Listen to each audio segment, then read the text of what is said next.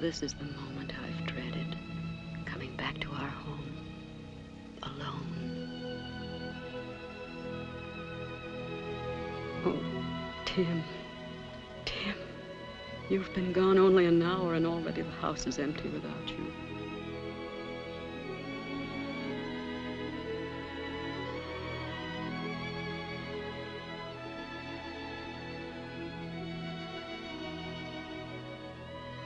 Darling, forgive me. I've held myself together through all our goodbyes, and I've tried to understand. But I still don't know why you should risk your life. You, the best-natured and dearest person in the world.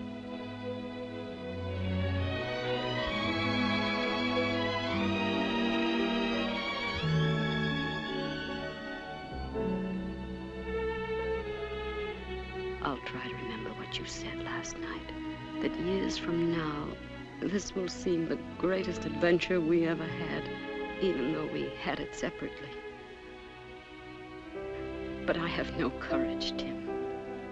You know I have no courage, and I have no vision. And already I'm so very lonely.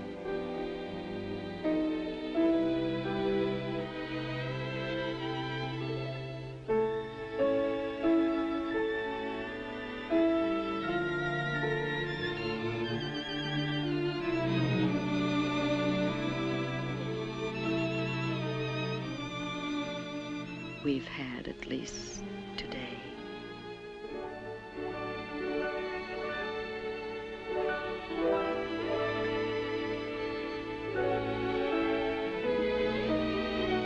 I'll try to keep all the good things as they were.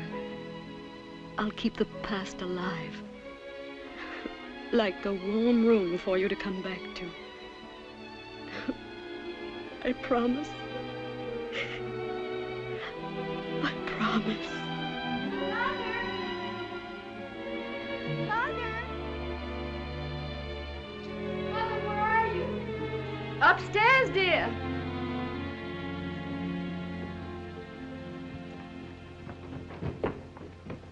Hello, Mother. Hi, darlings. Are you awfully wet?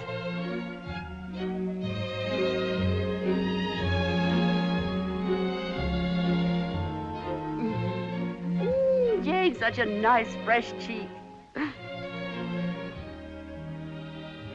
Better get your wet things off, Brig.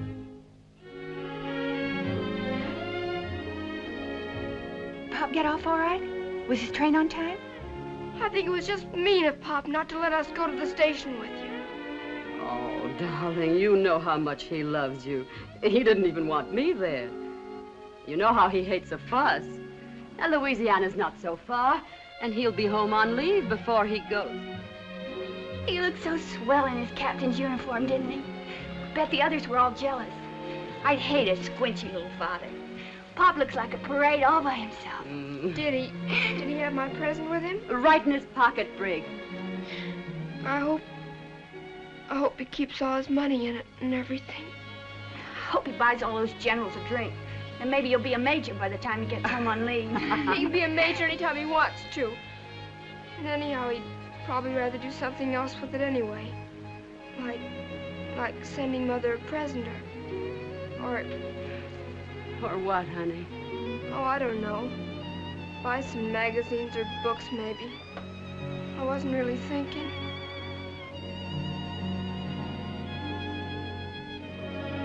I have an idea. How would you kids like to play some gin rummy before dinner? Okay? Okay. Oh, let's not. It won't be the same without Pop. Not even gin rummy. Nothing.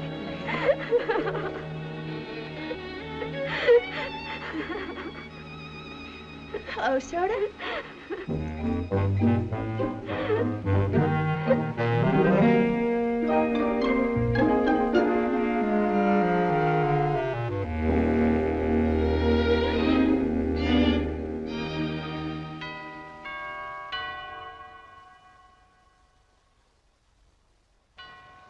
Are you never going to get out of this bathroom? I'll go fly a kite.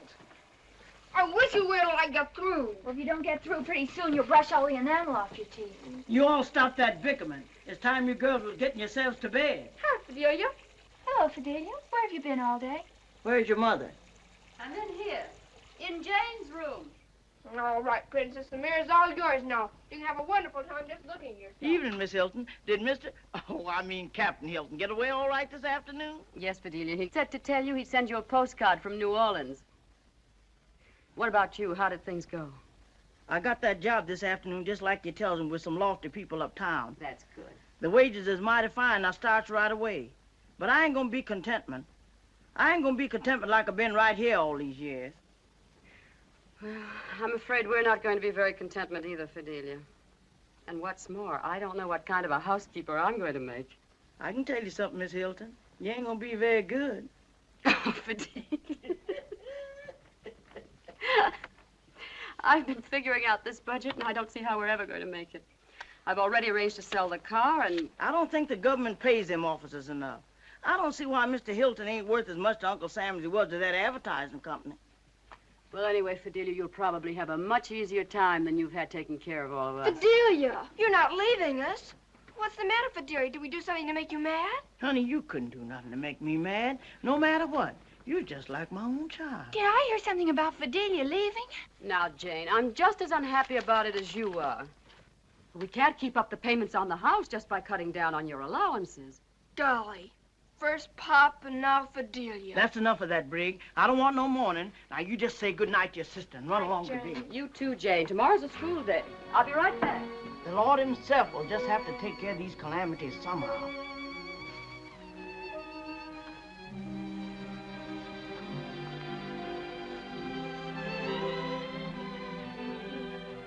You'll come to see us, won't you, Fidelia?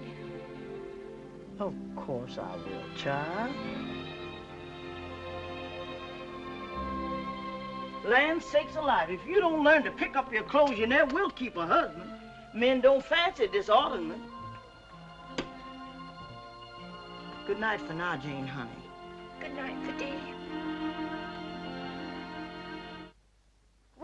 I'm a commando. Well, this is all that's left of Fidelia's last cake, and I'm afraid it's pretty stale, but cake is cake these days. I don't care what they do as long as they don't ration pickles. Yes, I know. You'll probably have chronic indigestion by the time the war's over. Psst. Psst, psst. Hi, Gladys. What on earth's the matter with that child? Oh, Gladys is afraid of grown-ups, that's all. Well, I'd like to hear her say 2 words sometime, just to be sure she can talk. Who are you talking about, Gladys? Mm-hmm. How Brig can put up with her. Well, I don't think so much of your friends either. They're all man-crazy, that's what they are. Just like you are. Oh, it's too early in the morning to argue with you. Hurry up, you'll be late. And you can tell that Becky Anderson the next time she tries to hi-hat me. Good morning, Mr. Mahoney. Come Good on, morning. Mr. Good Mahoney. morning. Good morning, girls. Good morning. Good morning, Miss Hilton. I heard you was without help, and I thought I'd bring over the groceries myself and see if there was anything I could do for you. Oh, well, that is nice of you, Mr. Mahoney. I think I'll need all the help I can get.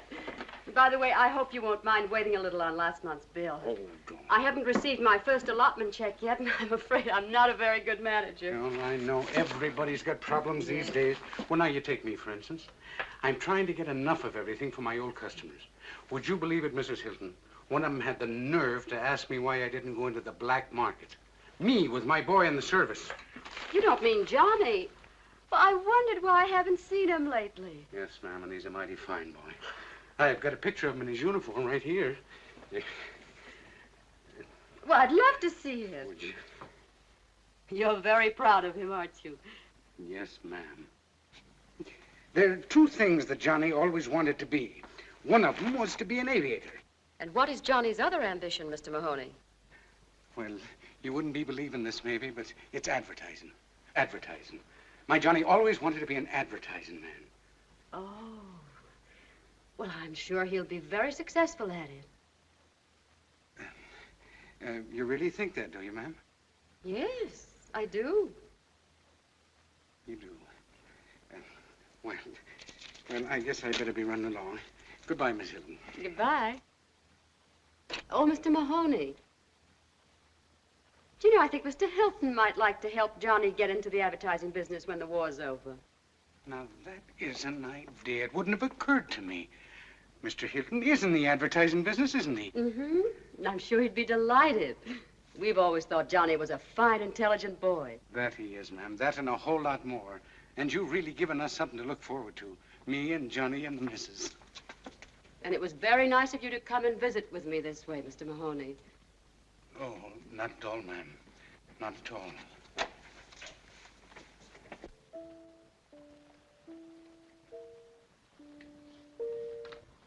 Mother, Yes? do you think that I could be a good secretary? Secretary. Why don't you be a wife? You could be their mascot. Oh, all right. Go ahead and start. See if I care. Sell magazines. Everybody's got magazines. I know. Why don't we take somebody into the house? You know, a roomer.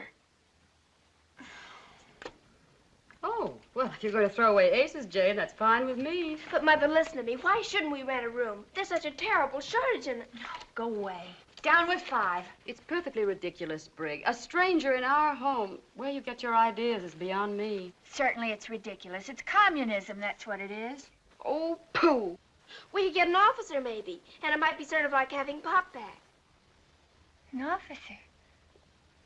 Do you know, Mother, I think maybe she's right. I understand there's not a room to be had in town. It might be very patriotic of us to take an officer into our house. Patriotism hasn't anything to do with it. I You're just crazy about uniforms. I mean, we should do everything we can for our soldiers. That's being patriotic. Brig, Jane, now that's enough. Do you want to finish this game or don't you? 102. It's a blitz. Turn out the dining room lights, Brig. Suppose Pop were looking for a room in some crowded city like this. Hurry up, Jane. It can't be that hard to figure out. And suppose there was a nice family like ours that had 3 bedrooms for 3 people. Don't you think it would be just malicious of them not to want to rent a room to Pop? Well, Jane? I won almost $6,000. 592 points at $10 a point. All right, deduct it from what you owe me. And poor Pop sleeping in the park. All right, all right. Pop is sleeping in the park, and the people are all malicious, and we decide to rent him a room. Now, you satisfied? You will, Mother? You'll do it? I didn't say I'd do it. I'll think about it. I just knew you couldn't be mean like those characters in that other city. Come along. I wonder how much we can get for Jane's room. My room? How much will that be for 3 days? What? Oh, Brig, turn that thing off. I can't hear. I'm awfully sorry. Yes. Will this get into the early edition? Yes. Fireplace and bay window. Oh, all right. Put in homey atmosphere. Mother! Mother! Wait, please. Keep quiet, Brig. Would you send the bill to this address, please? Thank you. Mother, you don't mean you're going to rent your room? Of course I am. That's the room that'll bring the most money. I'll take your room, and you can double up with Jane. But, Mother, you're not going to put somebody in Pop's room. Oh, I didn't mean that. Now, you wouldn't want those characters in that other city to put Pop in anything but their best room, would you? But that's different. He's Pop.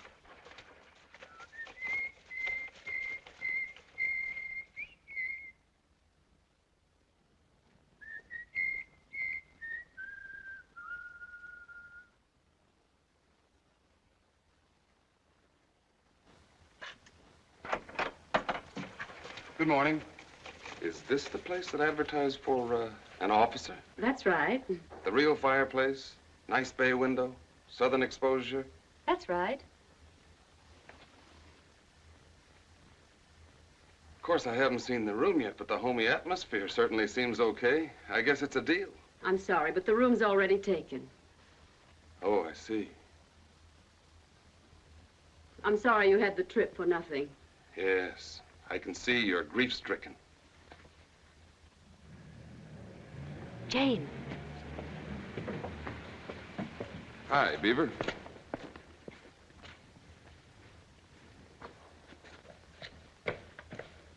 Good morning. Mrs. Hilton, I presume. Yes?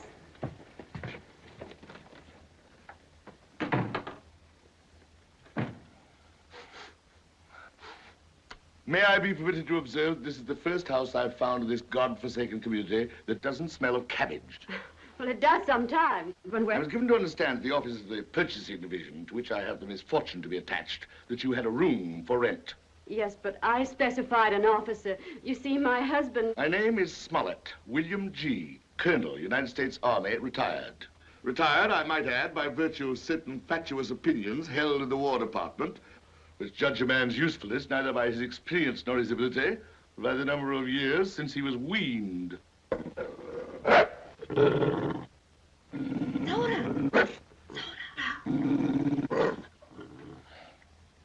There was nothing in the information I was furnished, madam, which indicated that you had children and domestic pets. Well, I'm sorry, but they go with the house. We won't discuss it. With your permission, madam, may we dispense with further conversation? I should like to inspect the room. Oh, certainly. Just follow me. And I do hope you'll forgive me if I've been long-winded. Not at all, madam. Through a full and somewhat protracted existence, I have learned to accept the natural tendency of all women to be garrulous. Oh, you're very tolerant, Colonel.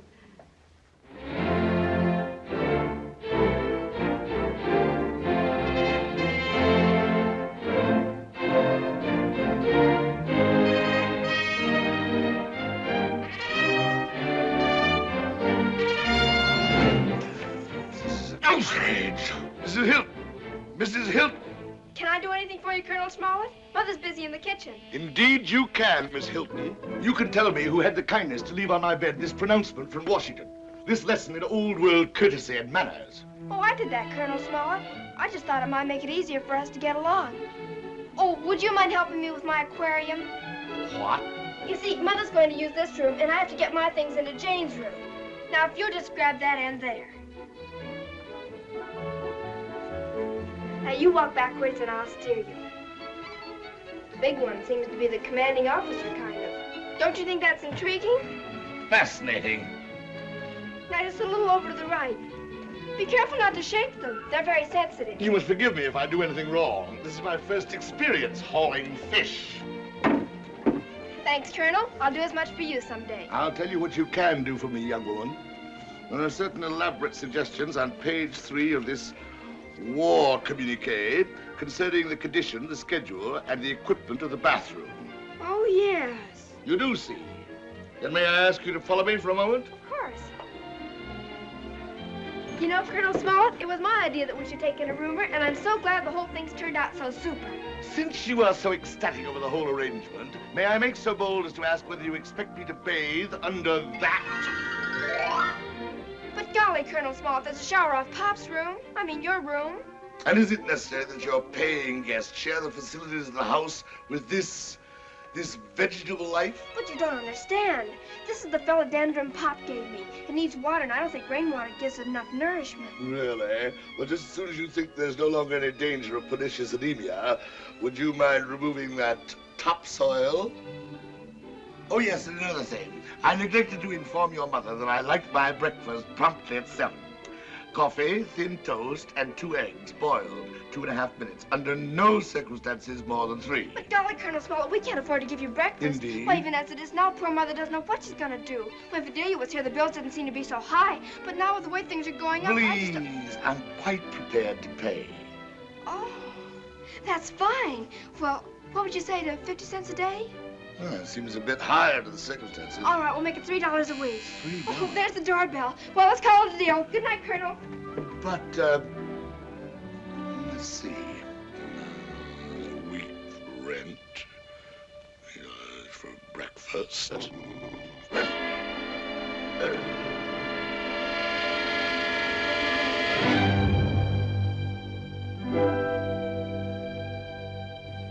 Fidelia! Oh, this is a nice surprise. I kind of thought I'd like to run down and see how you all was getting along. Just about the way you predicted. We miss you, Fidelia. Now, you just give me that apron right off and let Fidelia finish whatever it is you're doing. Nothing of the kind. You must be tired. Now, come and sit down. Child, would you mind running along? I got some trouble that I want to unburden onto your mother, kind of private life. You go on upstairs, dear. Yes, and I'll come up and tuck you in. All right. Oh, and Mother, remind me to tell you about the momentous deal I just made. All right, honey. Come and sit here, Fidelia. Yes, and thank you.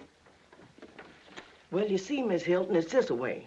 Them uptown folks is all right in their way, but it's that lazy trash they got working for them. Miss Hilton, I just won't abode in the same quarters with them. No, ma'am. When I finishes my work, I wants my solitude and I wants my privatation. Fidelia, I'd do anything if I could only have you back, but things aren't any better. Yes, my nose. Miss Hilton, your bills is running awful high. High isn't the word for it. But how do you know? Well, I hope she won't think I'm butting in, but I've been keeping in mighty close touch, and when I heard tell this afternoon about that Colonel Smollett, And here I'm making all that easy money, and I reflects maybe you wouldn't mind renting me my old room. Oh, now you know I'd never take any money from you. That room was always yours, and it always will be. I kind of figured you wouldn't take my money, so I've got it all figured out. I can work here on my days off and nights, too. You know, Miss Hilton, I'm just strong as a horse. Oh, no. You're not as young as you used to be. And you're not going to do any work for us. Well, it'll be wonderful for the children and me just to have you in the house. Miss Hilton, it's the most beautiful thing I ever heard anybody say in all my born days. If you don't mind, I'll just go get my bag. Oh, you shouldn't bother going all the way back for it tonight. It ain't no bother, Miss Hilton. It's a sitting right here.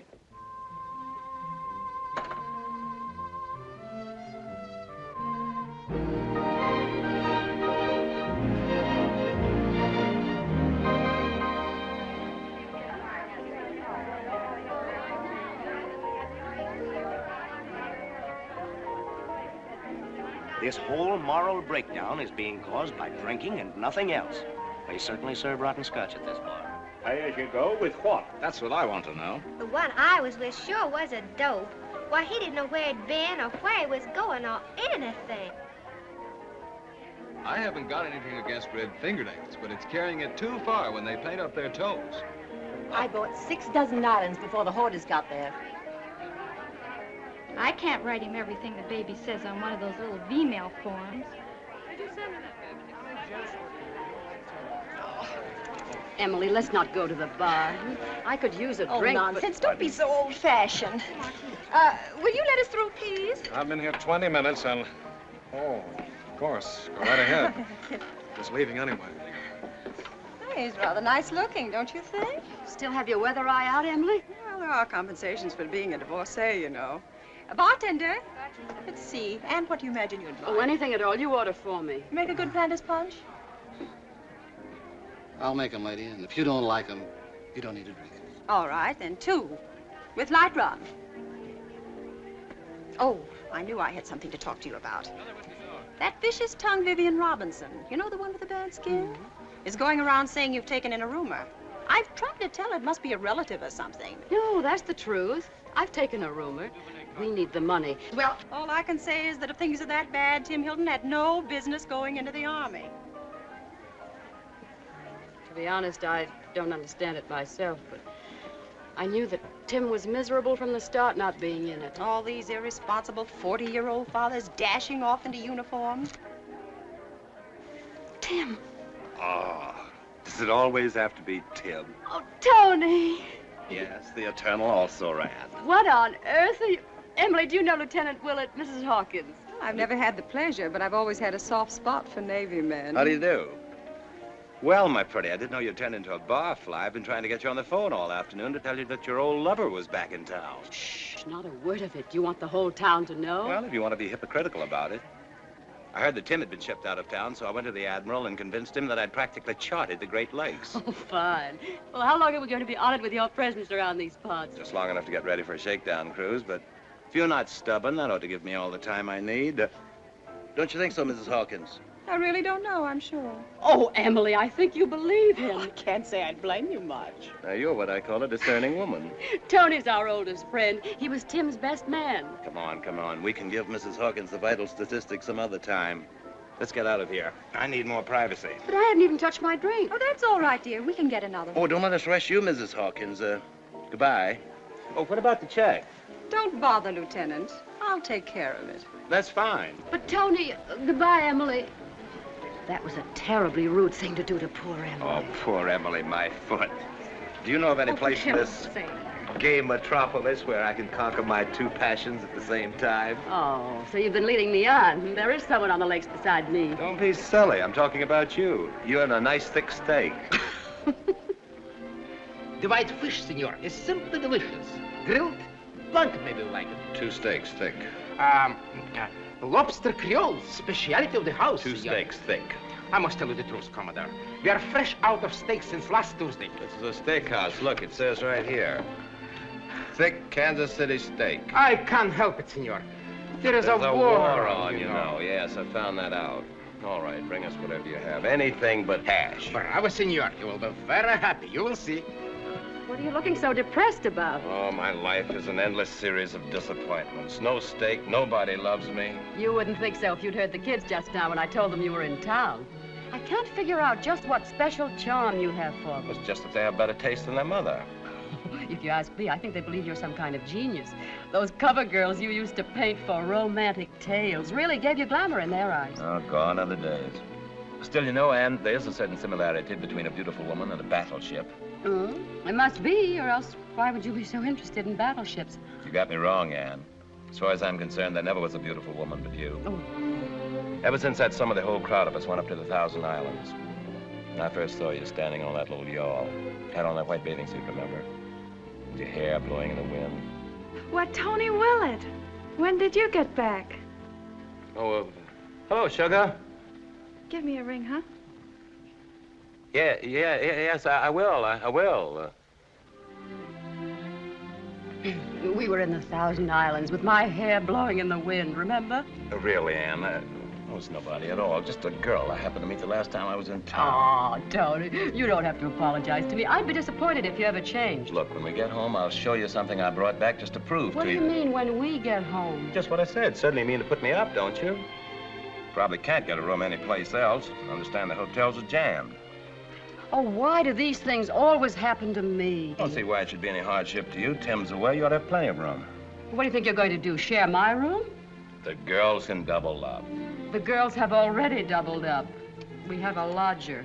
A lodger? What? Yes, no, don't start. No, I had enough of it from Emily. We needed the money. Well, why don't you get a job? You look perfectly able-bodied to me, if I may use the word body. What on earth could I do? Well, you could do plenty of things if you really wanted to. You could... Let's skip it. I don't want to hear a serious word out of either of us until I leave this town.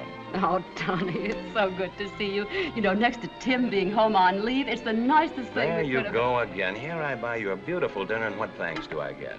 Tim. What's that? Speciality of the house, chicken hash. Well, blow me down.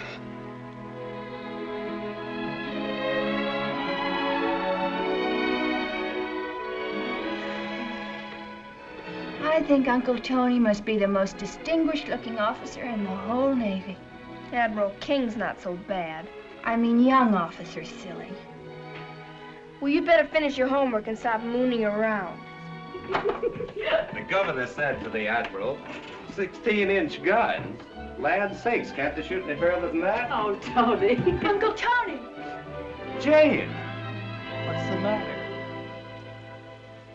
You don't seem very glad to see me. Oh, but I am. Honestly, I am. Uncle Tony! Briggs!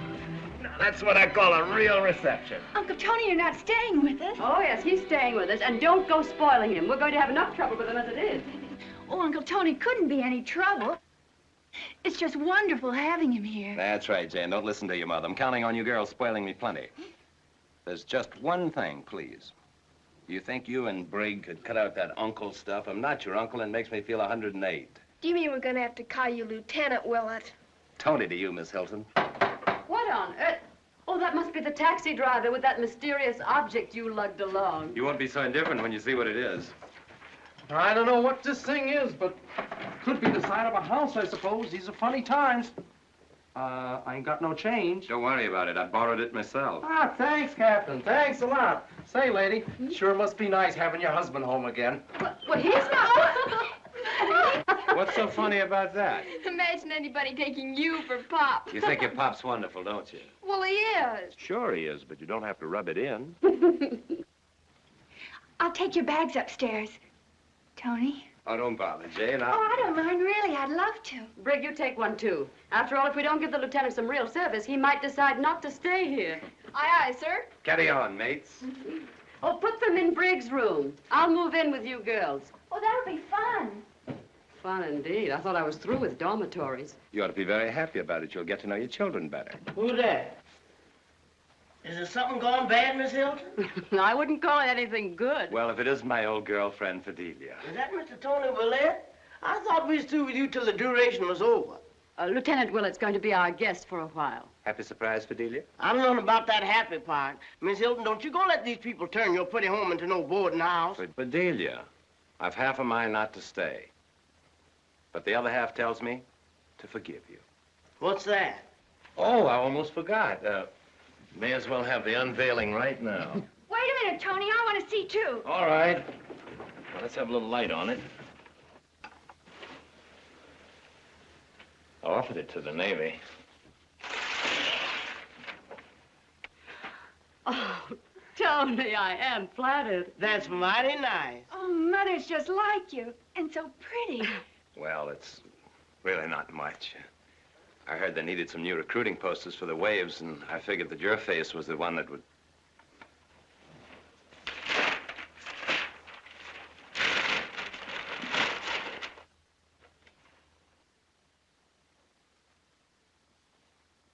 Tony Willet, I might have known. Mr. Willet, you cover that thing right up this here minute.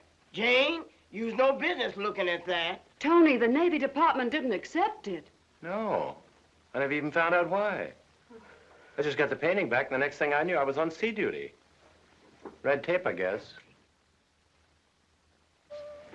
I hope you're having enough trouble. I wouldn't wish this on a chap. Give it a little push, Jane. All right, Tony. Oh, nice going, Jane. Oh, Tony, I'm so sorry. Never mind, Jane. I'm sure your mother put you up to it. Oh, no, honestly, Tony. Which way do I take this thing? Here, stop it on the port side. Here, I'll help you. How are you going to get the bed in here? How am I going to what? No, don't worry. We'll put the mattress on the floor for tonight. Yes, Tony, don't worry. I love to sleep on the floor. Come on. Oh, good evening, Colonel Smollett. I do hope you won't mind not taking one of the mattresses out of your room. Well, not at all. One mattress is entirely sufficient. Tony, Colonel Smollett, may I present an old friend of ours, Lieutenant Willet. How are you, Colonel Smollett? How do you do?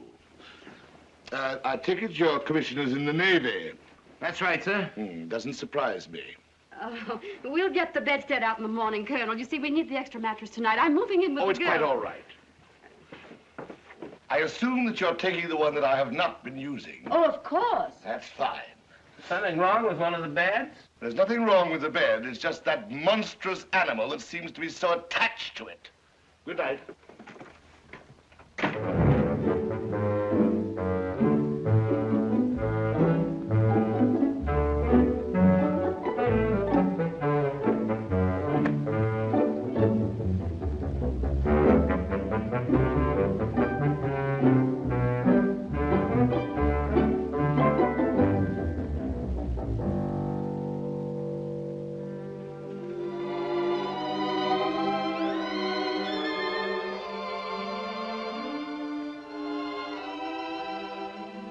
Mother. Yes, Jane?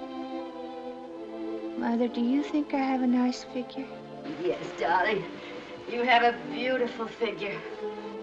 Do you think Tony might paint me someday?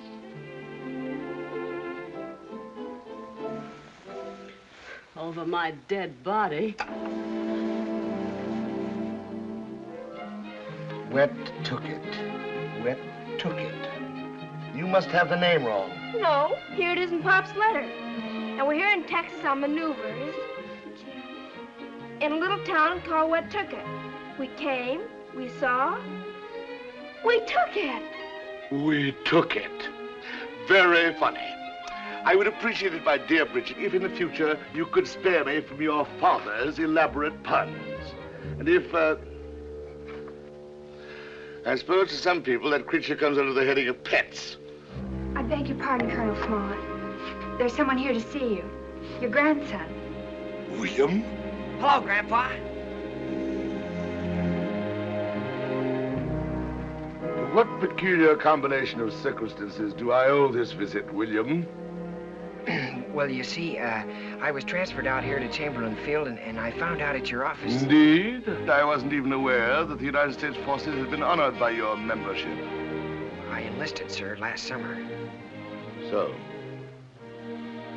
I don't think we need trouble these young women with your autobiography. Let's go into the living room.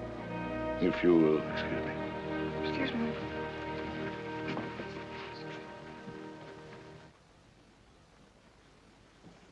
I presume you come to me for help of one sort or another with your tail between your legs. Well, no, sir. I thought you might like... Well, you see... Or is it money that you're after? Speak up, boy. I thought you might like to see me. A very mistaken notion, if ever you had one. And you've had plenty, as we're both well aware. After all, I thought that we may not see one another again. I don't know when I'll be shipped out. Come, William. Let's not dramatize these things. There's no need for any pretense of affection between us. You've paid your courtesy call. Well, all right, if that's the way you feel about it. I'm sorry to have disturbed you. You may drop me a line with your address. And if you have any affairs that require attention, I shall have my lawyers look after them. For your late father's sake. Now I'm sure you'll excuse me. I'm a bit tired. Goodbye, Grandpa.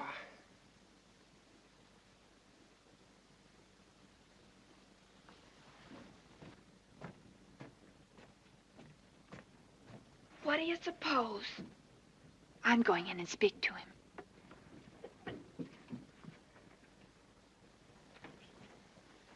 Mr. Smollett. Oh. I'm Jane Hilton. This is our home. Oh, I see. I'm glad to meet you. I hope you like the Army. That is, I mean, are you on leave? Well, just for the day. I'll be at Chamberlain for a while, I suppose, until we're shipped. Oh, that'll be nice. Oh, I don't mean about you being shipped. Oh, I didn't mean that either.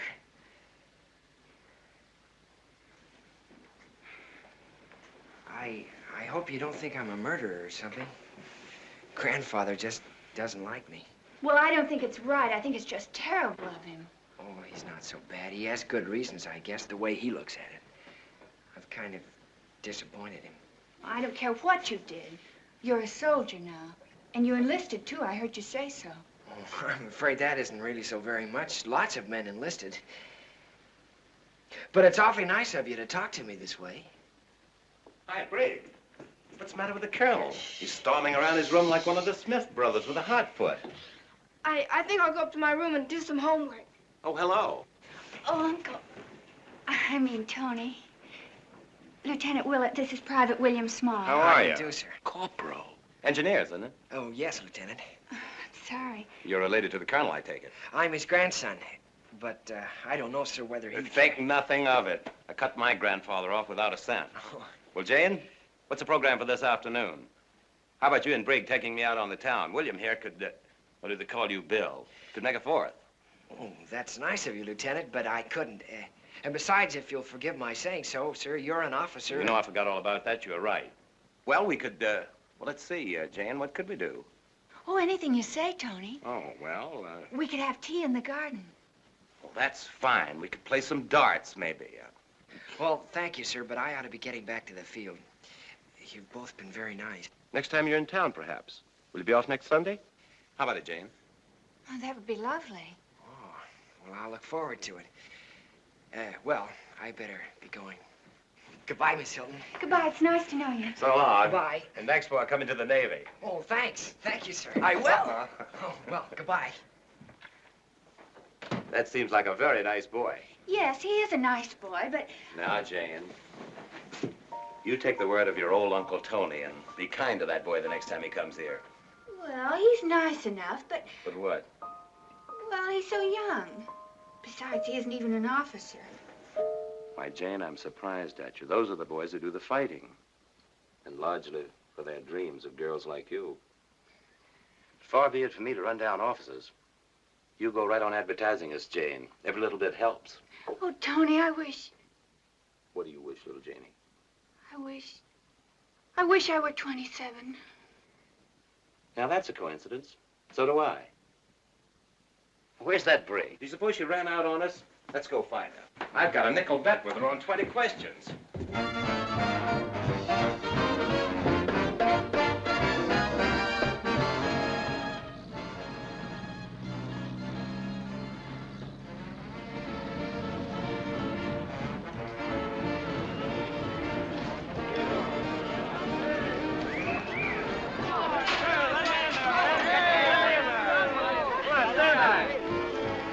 Mrs. Hawkins. Let me help you down.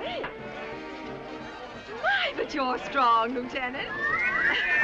Here, men, help the young lady. Yes, sir.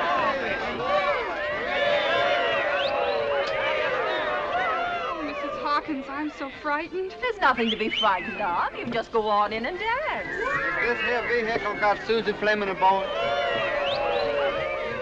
But a boy named Swenson was supposed to meet me here. Just go into the cloakroom and they'll give you your name. Hi, Becky.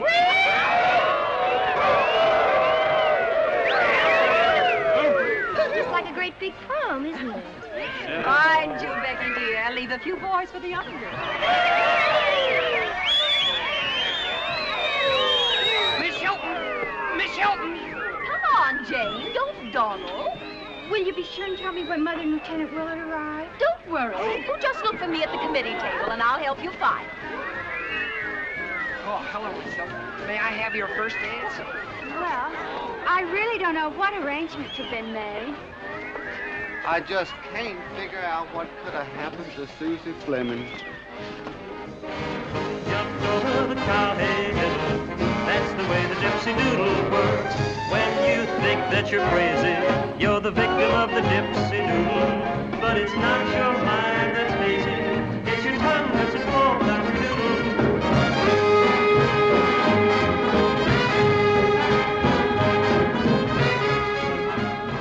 Would it be too much of a favor to ask you to call me, Bill? Well, I don't know you very well, but... All right, Bill.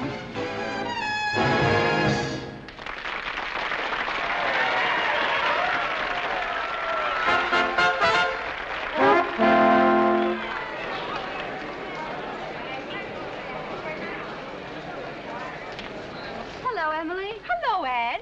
Hello, Lieutenant Willet. I'm simply delighted you could come to our little party. Hello. I practically had to tie him up with rope and drag him. He was afraid there wouldn't be another officer here. Oh, there are a few. My dear, you should see Captain Higgs, that profile. C'est joli. But I do believe you're the only naval man in the place. Isn't that just fine? They'll bet to give me 3 chairs and a long periscope. You'll have a good time, wait and see.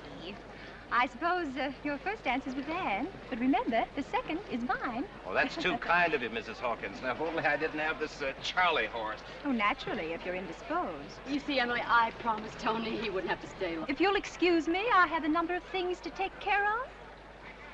Oh, Emily, would you keep an eye on Jane after we leave? Why, certainly, my dear. I'll devote the entire evening to her. Well, of all the phony battle axes I've ever met. Now, really, Tony, you asked for that. What am I doing here with all these kids anyway? Why, Tony Willett. When on earth did you get back in town? Oh, hello, sugar. Give me a ring sometime when you're on the loose. Yeah. As I was saying, what am I doing here with all these kids anyway? That was a cute kid, too. Really, Anne, it's just a girl I went to college with. Well, bet.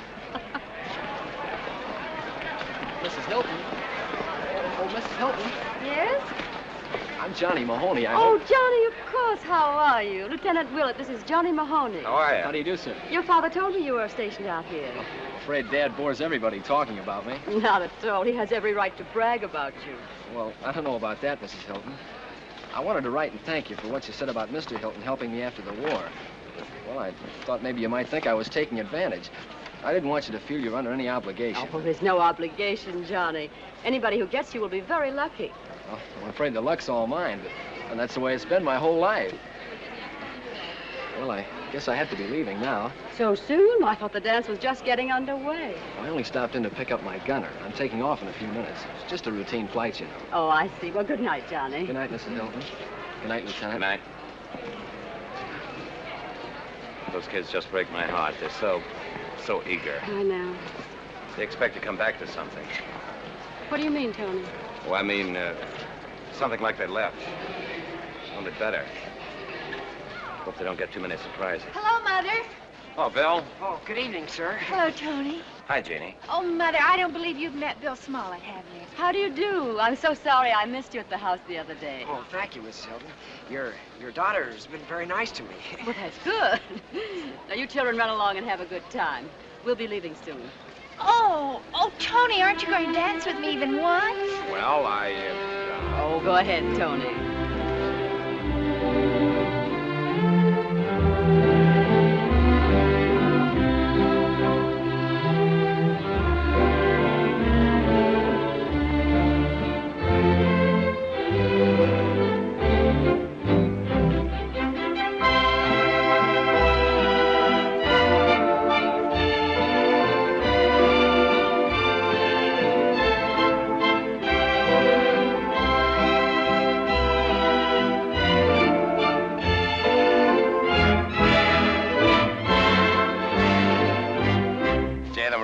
Proud of you.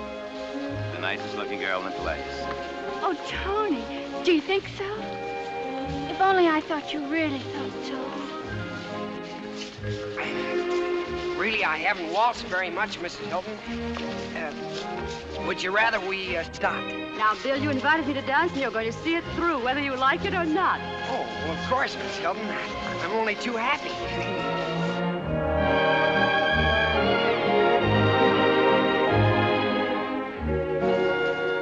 I think travel broadens one's soul. Don't you think so? Hope so. I'll be doing plenty of it. Do you think the artistic life is too bohemian? Indeed, I do. And look what happened to Bohemia. Oh. Did you lose something? Yes, ma'am. Susie Fleming. And I'm beginning to get right worried about her.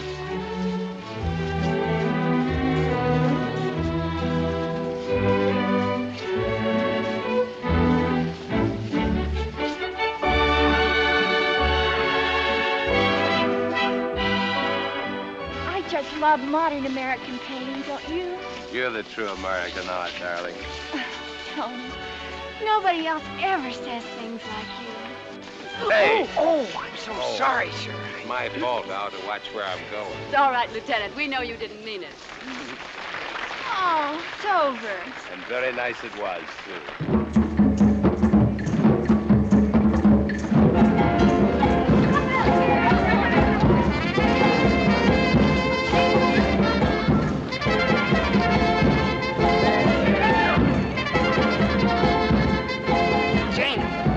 I ought to be behind you. Hope we can find Mother and Tony.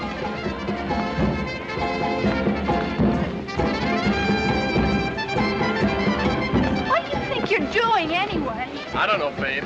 I ain't used to dancing. I'm used to pushing a plow. You're not kidding. I'll bet Emily put some vinegar in this. You know, if you're not careful, I'll think you don't like Emily. I'll tell you this much. As soon as we leave here, you're going to buy me a drink. That's the least I'm entitled to after... Why, hello, Tony. I didn't know you were in town. Hello, Sam. It's quite a dance you fellows are putting on here. What's the matter? You look upset. Just got some bad news. Oh. Good evening, Mrs. Good Hilton. evening, Major. Plane crash. Don't say anything about it now. It might spoil the fun. Well, that's too bad. Where did it happen? Right outside town. Lost one of my best boys. What was his name? Mahoney. He hit some wires. Oh, not Johnny. Did you know him? Well, I hope he wasn't, But it can't be. We were talking to him here just a little while ago. I'm extremely sorry, Mrs. Hilton. I had no idea that you knew him. I shouldn't have said anything. It's just that I like Johnny very much. I know his father. Terrible thing. Beg pardon, sir. The car's ready for you now, sir. Be right there. Yes, sir.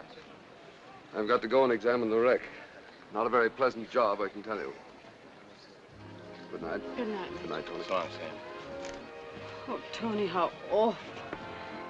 His poor parents. Lucky Johnny. Come on, Anne. Let's dance. Dance? Look, Anne, you'll be hearing plenty of things like this. Might as well get used to them now.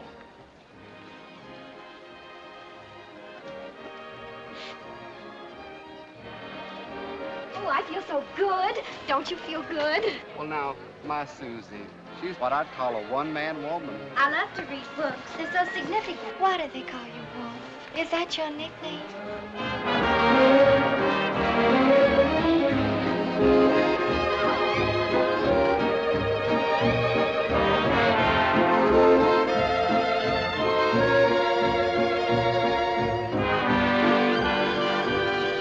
Hear what they're playing? together. As I remember, you and Tim drove everybody crazy wherever you went, having them play the thing over and over again. Laughed at the rain together, sang love's refrain together. We knew long ago that our love would grow in storm and sun together.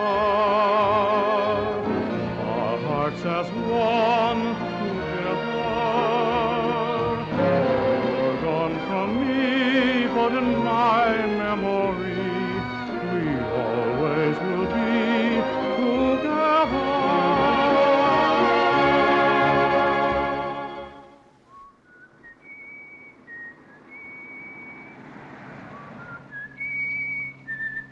Oh, please, Tony, whistle something else. I thought that was your favorite, next to Rock of Ages, of course. Don't joke. All right, have it your way. No jokes. What is your pleasure? Oh, I'm sorry. You said you wanted a drink. Let's go someplace. You feel like it? Sure I do. Honest? No, frankly, I don't feel much like it. Neither do I. It's pleasant being in a car again, isn't it? Yes, we used to take everything so for granted. Now I feel like a king just because I can rent one for a week. Uh-oh. Yep. It's one of them, all right. What have we been doing? You weren't speeding. Things changed around here. You have to be doing something now before you get a ticket?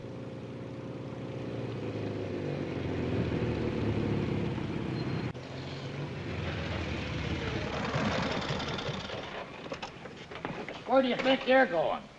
I wish I knew. What's your guess? Gibraltar, New Guinea, Kiska? You station around here? Well, yes and no. Look, officer, I don't want to be rude, but we're not in a very chatty frame of mind, so would you mind filling out one of those pretty little slips and getting it over with? You weren't doing anything. I wasn't. Well, what's all this about? Oh, it's just that it gets so lonely along this road since gas rationing. And say, ain't it a beautiful night? Well, I hadn't noticed it before, but now that you mention it, officer. Well, guess I better be checking in. Nice to meet up with you folks. Thanks. Good night. Get one of them Japs for me. But lay my hands on one, I'll give him a ticket. I suppose he's what Brigg would call a character. I don't know what you'd call him, but he can have my vote. Do you realize we're laughing? Well, so we are. What do you know? Oh, Anne. What, Tony? Sometimes I wish.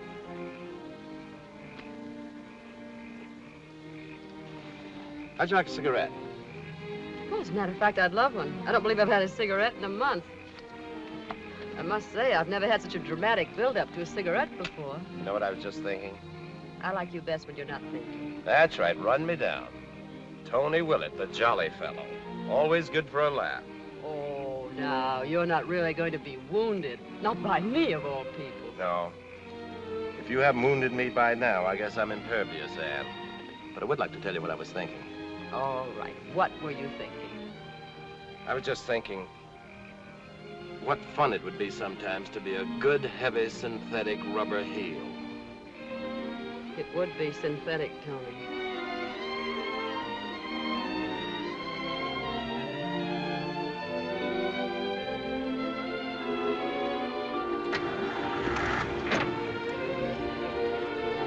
Is it all right now if I whistle together?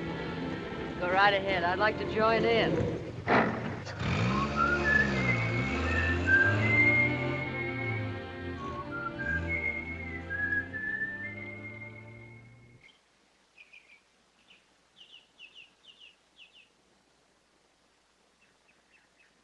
I just can't believe that by tomorrow, Tony will be gone. There are enough carrots here to feed a cavalry regiment, men and horses. I guess next to Pop, Tony must be the nicest man in the world. Bridget, please. What, Colonel? If you'll excuse me, I've had enough this morning. In fact, I think that henceforth you may operate this victory garden entirely by yourself. But, golly, what did I do? But since you're so obtuse, Tony, Uncle Tony, I suppose I'd better look for quarters elsewhere, since that's the way I'm regarded around here. Oh, Colonel Smollett, I wouldn't hurt your feelings for anything. And it's not a question of my feelings. After all, a man does have his pride. Oh, there's the postman. Maybe it's a letter from Pop. Oh, you'll wait here, won't you?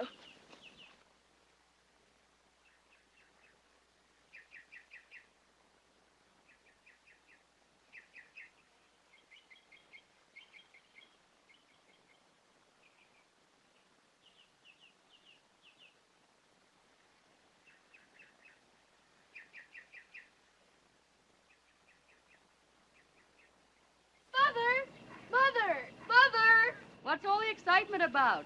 It's a letter to Jane and me from Pop. Well, bring it up. Come on, honey. Time to get up.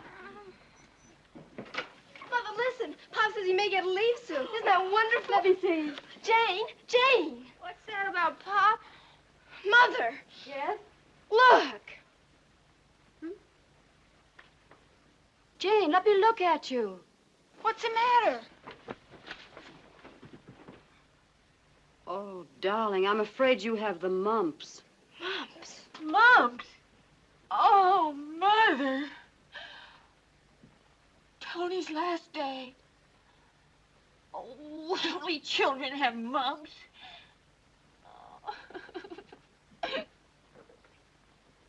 You sure you ain't leaving nothing here, Mr. Willet? Just my love, Fidelia. Why, you afraid maybe I'll come back? I ain't sorry you're going, I can tell you that. Now, Fidelia, I always say nice things about you. I ain't got no time for them complimentaries, Mr. Willet. And besides, now that Miss Jane done gone and got herself some mumps, we need this room bad for Miss Hilton and Bridget. Well, at least give me credit for good timing. Here, don't bother with that. I'll take it down. I want to be sure it gets down.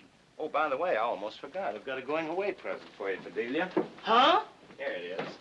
And always remember, a great master devoted some of his last hours to you before he went off to the wars. You like it? I tried not to flatter you. Why, Mr. Willet, it's just the way I always wanted to look. Someday I'll do you an oil.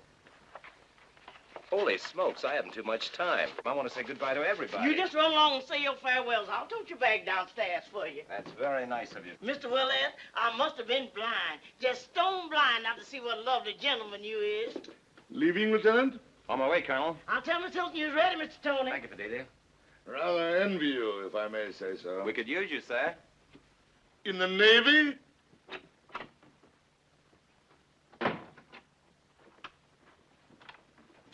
Good luck, Mr. Willett. Thank you, sir. I guess we have to have a Navy.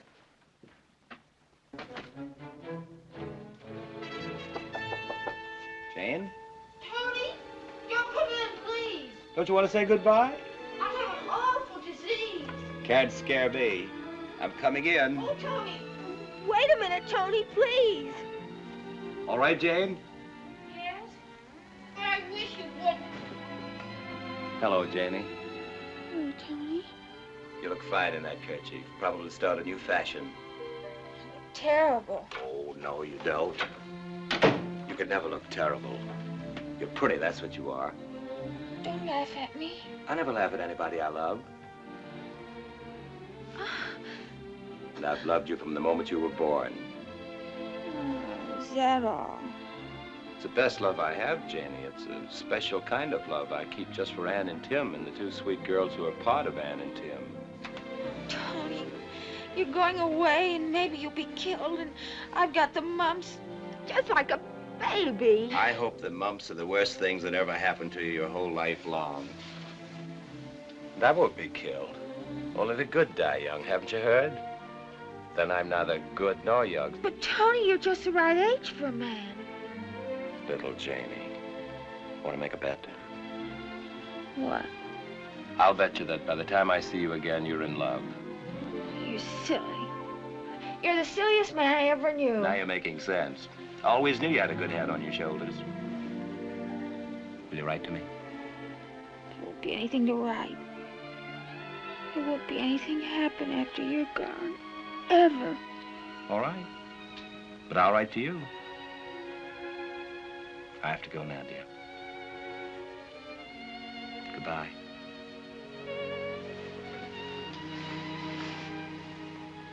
Goodbye, Janie. Bye, Tony. I'll write to you. I'll write to you all the time.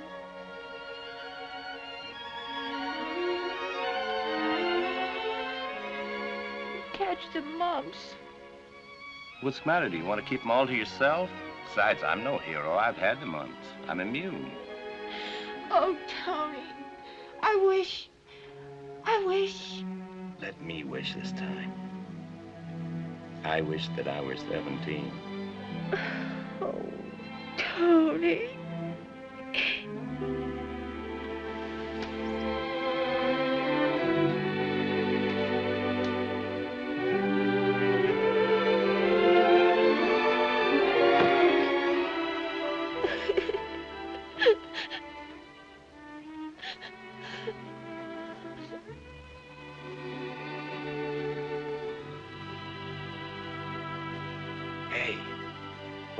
Sitting right there in that holy of holies just as though it were yours.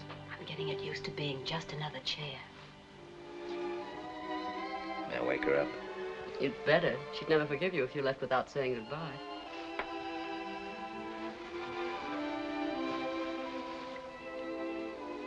If ever I have any children, God will punish me. They'll be boys. I couldn't possibly have anything as nice as that. The first step usually is to get married. Uh-huh.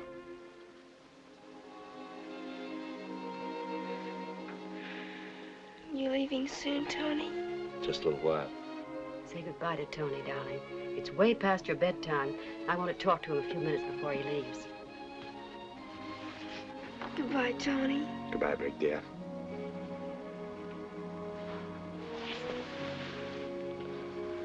It's sort of like saying goodbye to Pop again. Coming from you, Brig, that's the compliment that top all compliments. I'll have another kiss on that.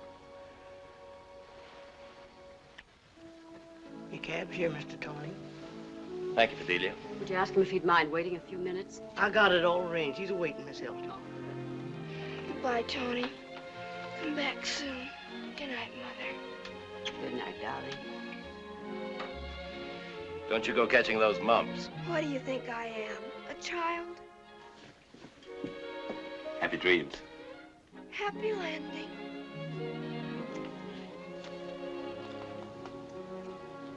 Bye, Mr. Tony. Goodbye, Fidelia.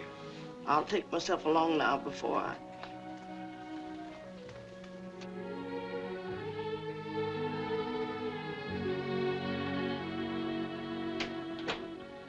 Just when did you captivate Fidelia? It was my brilliant art that did the trick. I sketched her.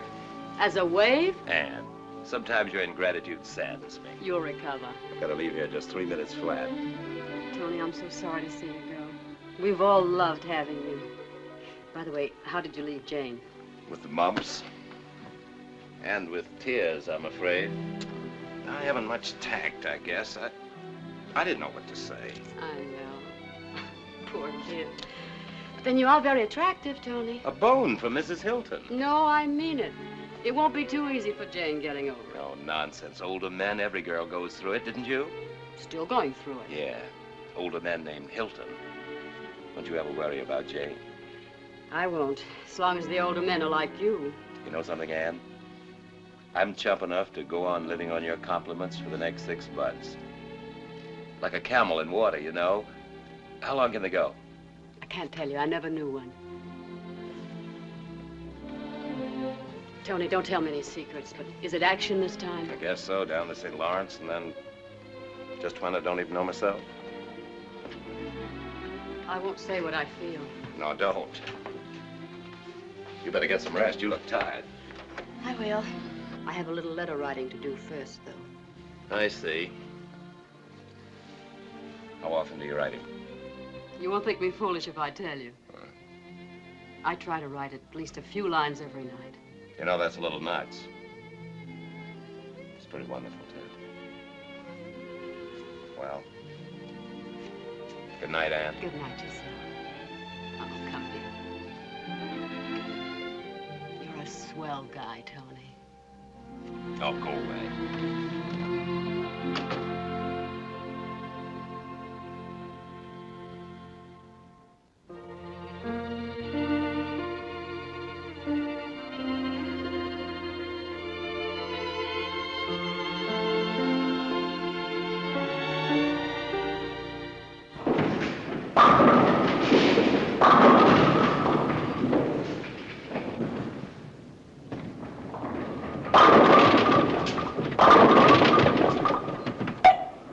Well, she finally hit one.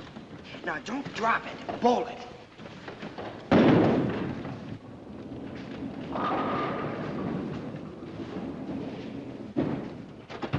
Oh, it's no use, Bill. I'll never learn. Oh, sure you will. I hurt my thumb. Oh, I'm so sorry. Let me see. Ha, ha, ha.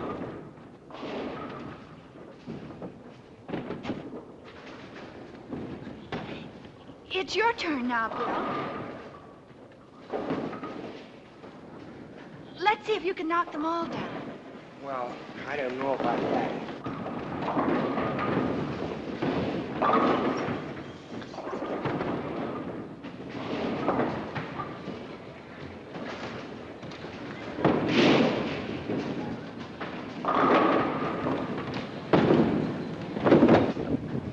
Ha, ha, ha.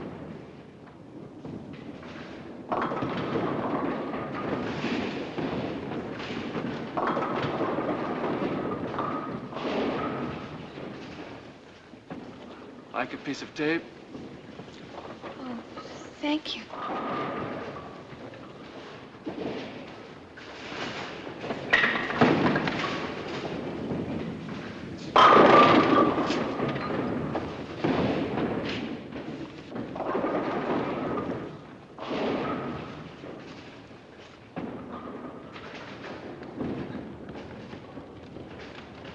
It's your turn now, Jane. Oh, he just gave me a piece of tape.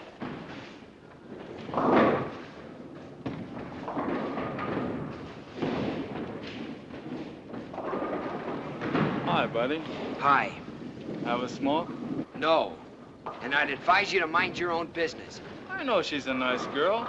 Anybody could see that. And what's more, I don't like your laughing either. Bill, please come down and show me again how to do it. Look, buddy, you can have a fight if you want it, but I was just trying to be friendly. Well, all right then. Bill, speak to me. Gee, I'm sorry. You ought to be. Look what you've done. Me? I didn't do anything. I guess that'll teach him.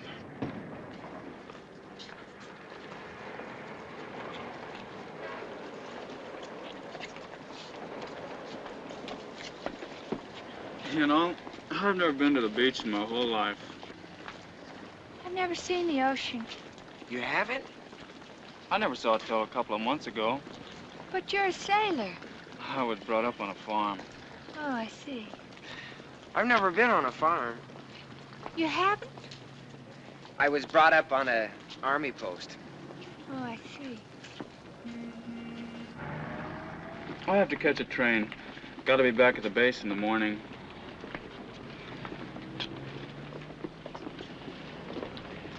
Sure wish you could spend the rest of the evening with us. Oh, no, you don't. I butted in enough already. No, we loved meeting you, didn't we, Bill? Sure we did. I'll catch a bus here. So long, buddy. Goodbye. You've both been swell. You're the only people I've met since I came to town. Oh, why didn't you go to the canteen? Oh, they're so crowded and everything, and I don't dance so very good. You and me both. Next time you come to town, maybe we can all go bowling again. Gee, I don't know if I'll ever be back this way. And I expect we'll get going any day now. War looks pretty good, doesn't it? Sure does. Well, goodbye, miss. My name's Harold Smith. Well, I'm Bill Smollett, and this is Miss Hilton. How are you? Jane's my first name. Goodbye, Jane. Goodbye.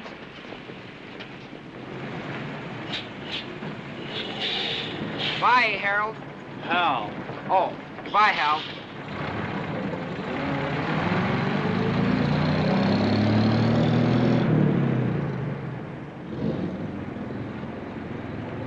He's nice. Yeah, he's a nice fella. You were sweet to him, Bill. And I'm sorry I about... acted like a fool. He's good looking, isn't he? Is he? I hadn't noticed. You must have noticed. Well, I didn't. Come on, let's get a soda.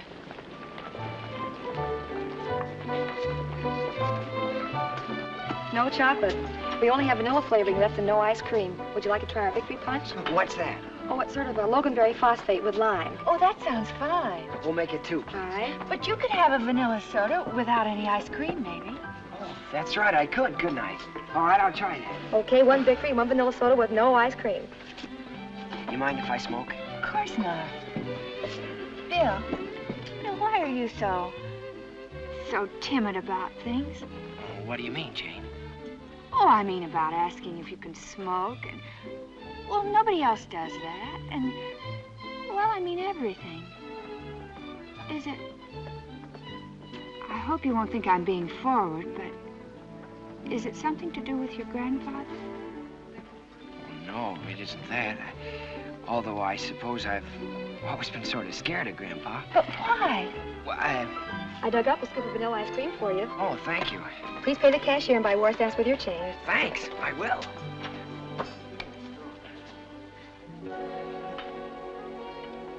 You see, my father was a soldier. He was a colonel when he died. I guess all the Smolletts all the way back were soldiers. One of them was with Washington at Yorktown.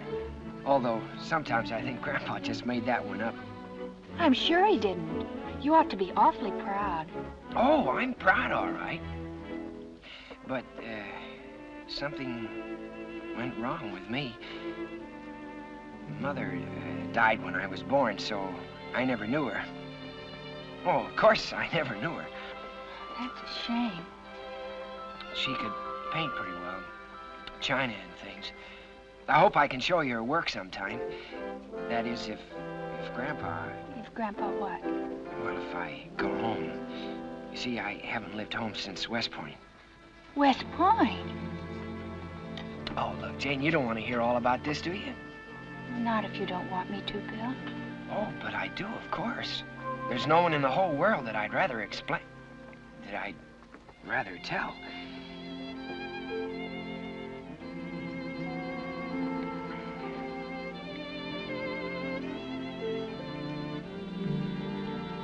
Isn't your soda all right? Oh, yeah, I just don't feel much like it. I thought I did, but... You don't have to drink it, Bill. Would you rather go home and talk? We could sit on the porch. Oh, swell. I'd like that. Soda.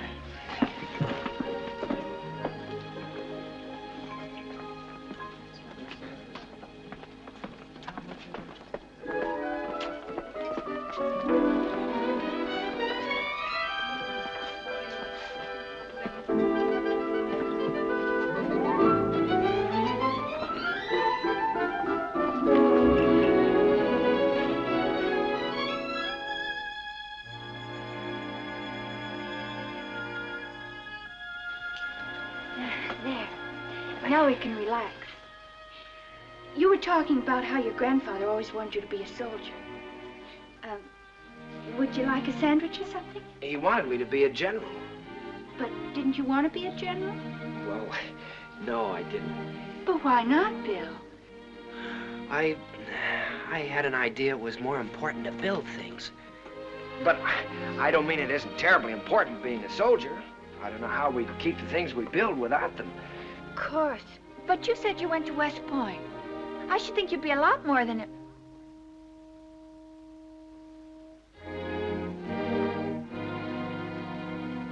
More than a corporal, you mean?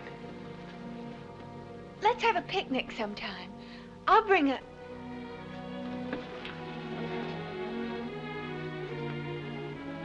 Bill, I didn't mean that. It's wonderful being a corporal. No, you meant that if I went to the academy, I ought to be more than a corporal. Well, you might as well know it. I was kicked out and I broke Grandpa's heart. I'm sure it wasn't your fault. Yes, it was.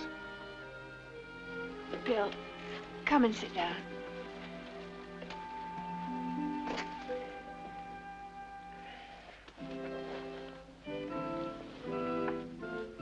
Look, Grandpa's father carried this watch at Vicksburg. Grandpa gave it to me on my 10th birthday. He had it engraved for me. Read it. I'll light a match. To William G. Smollett II, who will lead men to glory on the battlefield. You must have been terribly pleased. I said, Grandpa, don't people hurt each other in war? You see, I was only 10. He took the watch away from me. But he gave it back to me again when I entered the academy. Oh, Jane, I did my best, but I couldn't ever make a good officer. I can't lead men, and I know it. So even if I led my class the way Grandpa thought I should... Grandpa.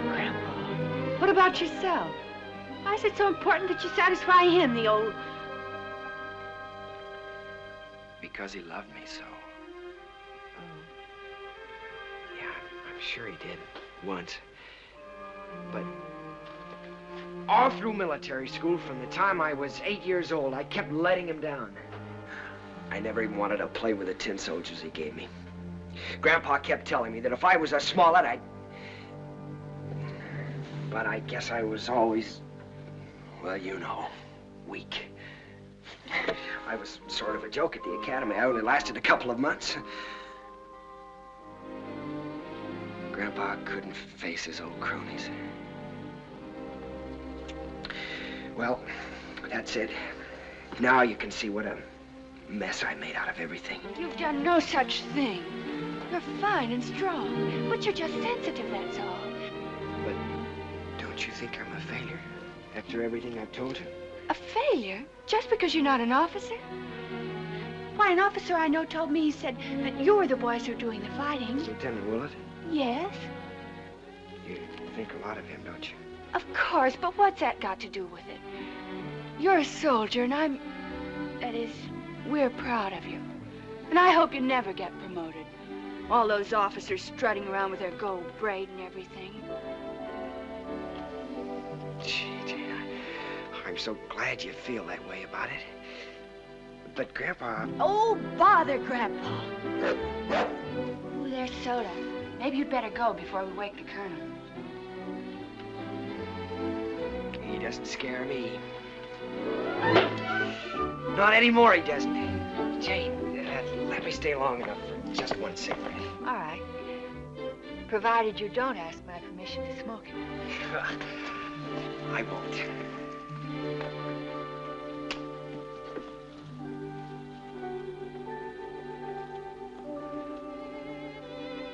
Oh, gee, Jane, I think you're wonderful. Ow! 2.5 minutes, under no circumstances more than 3. Sometimes I think 6 minutes would be more in character. I'll serve the Colonel his breakfast this morning, Mother. See, what's wrong with you this morning, anyway? First, you get up an hour early, and then suddenly you turn into Mother's little helper. Oh, I don't know. I just felt like it somehow. Not that I object. You know, the next time Brig makes a deal, she can put it into execution herself. Darling, you don't mind, do you? Waiting for our breakfast until Brig gets down? 2 sets of breakfasts are about all I can handle. Mother? Mm-hmm. Mother, do you like Bill? Yes, of course. I think he's a very nice boy. A little shy, but... Did you have a nice time last night? If he's shy, it's that Colonel's fault, the old goat. That's not a very nice way to talk. Well, he is. He's just ruined Bill, that's what. And I'm going to have a talk with him. Oh, I wouldn't do that if I were you. But why not? Somebody's got to talk to him. Well, it's usually a pretty good rule to stay out of other people's business. But then maybe it's better if you learn the hard way. Go ahead if you want to. You're not a baby anymore. Just think, in another week I'll be graduating. Mm-hmm. Mother. Hmm? May I get a war job? You certainly may not. You're going to college. college. But, Mother, all the girls are talking about getting war jobs. Now listen to me, darling. I promised your father, and I promised myself, that all the things we planned for you are going to come true, war or no war. But I want to do something. But we're doing all we can, dear. Those are the things that Pop is fighting for, so that you girls can continue. It is 3 minutes after 7. Here. See what I mean? Yes. Oh, dear. Here, give him his breakfast. And tell him anything you want to. The old goat. Good morning, Colonel Smollett. Looks like a fine morning. Yes. Where is Superman? I beg your pardon? Pages 9 to 12 inclusive are mysteriously missing.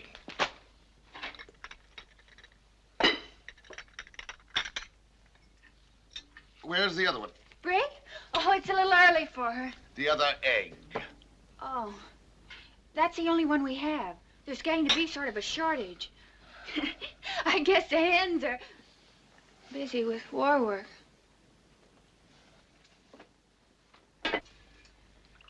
Coffee.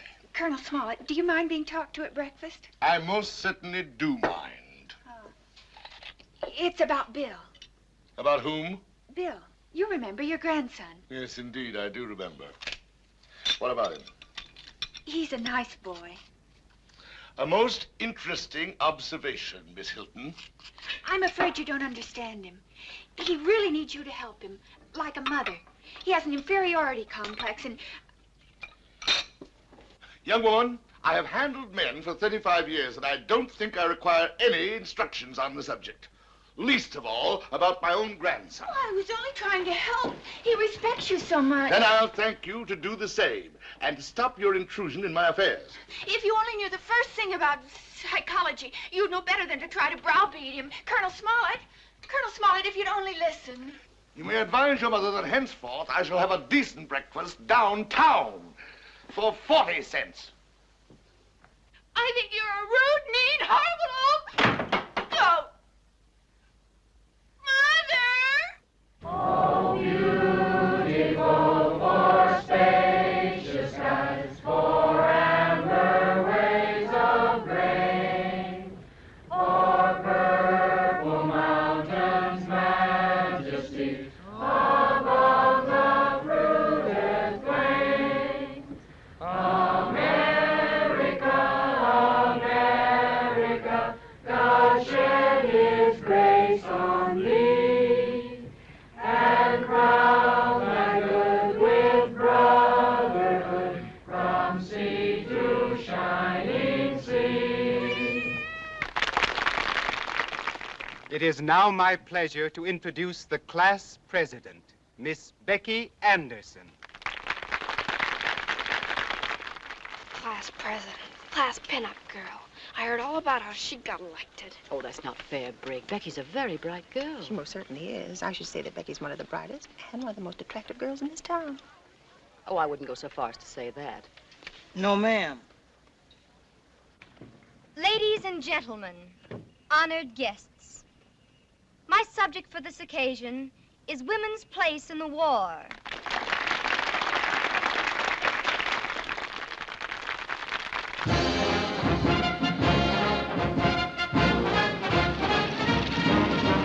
Golly. There's Pop. Oh, I see him. Where? There he is. There's Pop. I don't see him. He was in a Jeep. Oh, you imagined it. Oh, honestly. Yes, Mother, really, it was Pop. Oh, why did I have to fall asleep after staying awake all through that double feature? I know what we can do, Mother. Let's wait and see it again. Quiet. Be quiet yourself. I beg your pardon. Mr. Mahoney. Oh, good evening, Miss Hilton. Sit down. I'm sorry. How are you, Mr. Mahoney? Oh, I'm fine, thank you. Hello, girls. Good evening, Mr. Mahoney.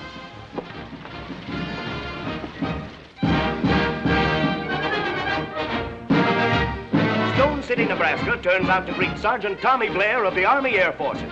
Tommy, seated between his proud father and mother, joyfully receives the plaudits of his hometown. You say it's animal? That's right. And its home is in the Middle West. Mm-hmm.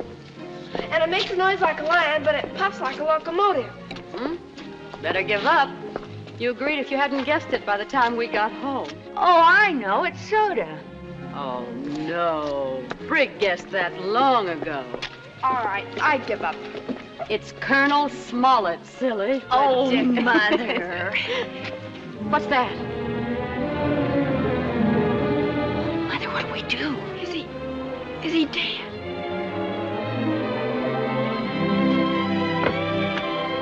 Oh, it's Bill. Goodness. Bill Smollett, what were you doing there? Well, the poor boy was just guarding the house, weren't you, Bill? I guess I just dozed off. You scared us all half to death. Oh, gee, I'm sorry. Won't you come in for a moment? But mind you, just for a moment. Jane has to get to bed. Mother, may Bill and I take a walk for just 5 minutes or so? All right, Jane, make it 10 minutes. But remember, that doesn't mean an hour. Thank you, Mother. Good night, Miss Hilton, and thanks. Good night, Bill.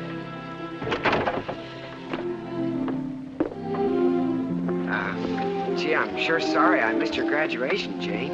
It's not your fault you couldn't get off. Well, I would have if I could have. I know you would have. Shall we go this way? Oh, that'd be fine. Or this way? Okay. No, I think the other way's better.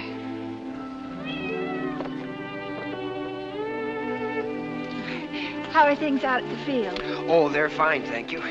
How's everything with you? Oh, just fine. I want to get a war job, but Mother won't let me. Well, I think she's right. You ought to stay home. No, it isn't that at all. Mother wants me to go to college. Oh. Oh, gee, that'd take 4 years, wouldn't it? If I go. You don't want to go? No, it's so silly. If I were 3 or 4 years older, I could be a waif. Or a whack. Or a nurse. That's what I'd rather be most. A nurse. That'd be swell if I was wounded. You shouldn't say such things. I won't be wounded. I'll be killed. Bill. Oh, Jane, would you care? Well, of course I'd care, silly. Oh, Jane, that'd be fine. I'd be fine about it. Well, I thought that if... Well, what I mean is I would be glad if you were sorry if I were killed. What good would that do if you were dead? Yeah, I guess you're right. I don't ever want to hear you talk like that again. Okay. I'm sure sorry I missed your graduation. Jane! Well, the 10 minutes aren't up yet. Jane! Jane! What's the matter? Wire from Pop. From Pop? Is anything wrong? He's going to be someplace for an hour between trains and wants us to meet him there. Hurry, where? I don't know, but hurry. We have to get a train.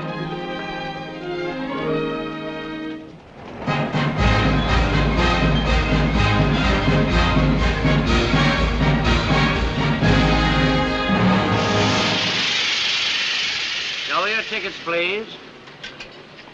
Did I get your ticket? Oh, yes. My daughters are back there. If we keep stopping like this, I'll miss the biggest deal of my life. Well, I'm in no hurry. I've got plenty of time from now on. Tickets, please. Oh, yes, I got yours before. My husband's never even seen the baby. Hmm? Did I get your ticket? My mother has it. Oh, yes. I think babies are just about the cutest things there are. What's his name? 𝙁𝙪𝙡𝙗.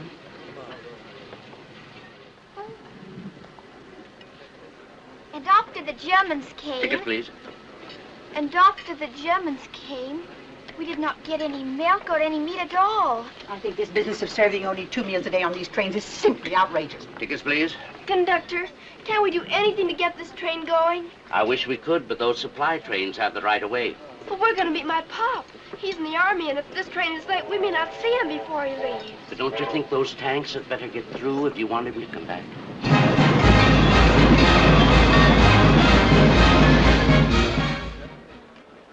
Captain Hilton! Captain Timothy Hilton! Captain Hilton! Well, he said the lobby. Sorry, ma'am. He didn't answer the page.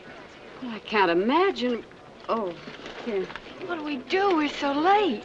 Thank you. Thank you, ma'am. I'm sorry, there's nothing available until October. I beg your pardon. Are you sure there's no message from Mrs. Hilton? I'm quite sure, but I'll look again if you'd like me to. Maybe he hasn't gotten here yet. Well, but Pop's always so dependable. Well, it wouldn't be his fault, silly. Are you sure you have the right hotel? Oh, yes, definitely. Oh, yes, here it is. Mrs. Timothy Hilton. Thank you. Oh, I'm sorry. They're all filled up. I can't help it if he is with the 𝙁𝙤𝙡𝙈. We've missed him. Oh, Mother. I know you'll understand how heartbroken I am that my orders wouldn't permit me to wait. Kiss the kids for me. Is there something wrong, madam? What? Oh, no. No, thank you. The only address I can give you is APO number 805, care of Postmaster, San Francisco. Army Post Office. But, Mother, that means we won't be seeing him before.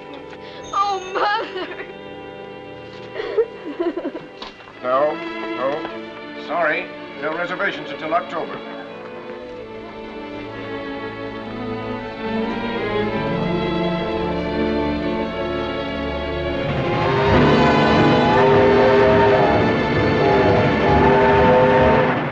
When I come back, we'll live a life of ease.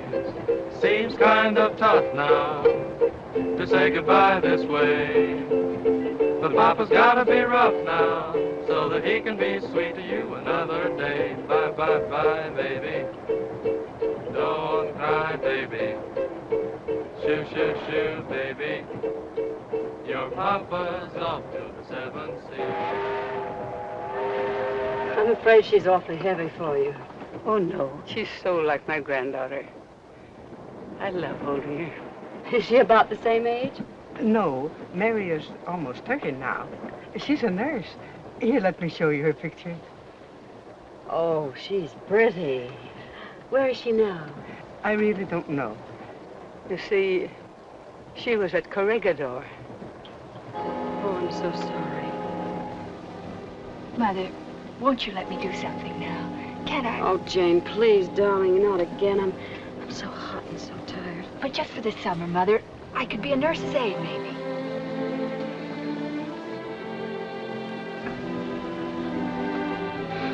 All right, Jane. Oh, gee, Mother, that's swell.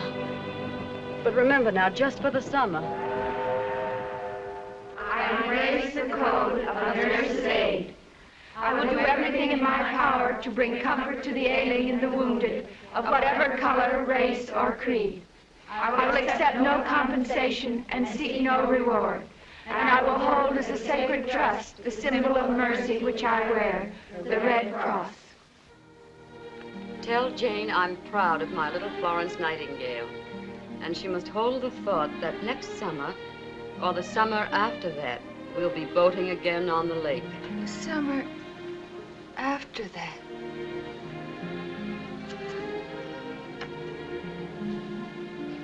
And tell Brig that her candy is all the sweeter because she made it.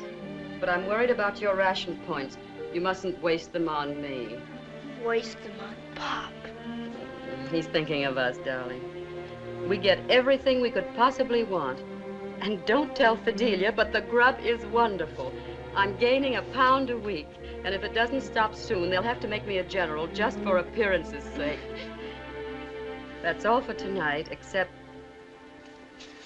Except for what, Mother? The rest is to me. Mother, I want to hear it. Can't I have any privacy at all? It's just for Mother, Brig. Didn't you hear? All right. Oh, you can hear it. It's not that secret, silly. That's all for tonight, except to say that come war, come jungles, come Japanese, they're all so easy to take. Because at the end of this, my darling, I know there waits for me your love. There. Are you satisfied?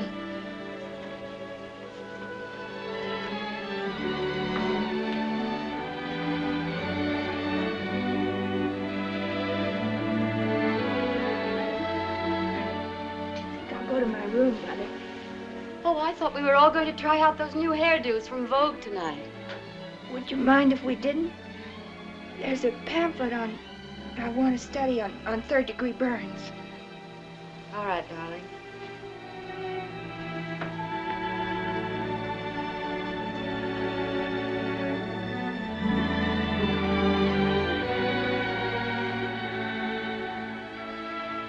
We can try them, Brig. I think it's high time something was done about your hair anyway. You want to, Mother?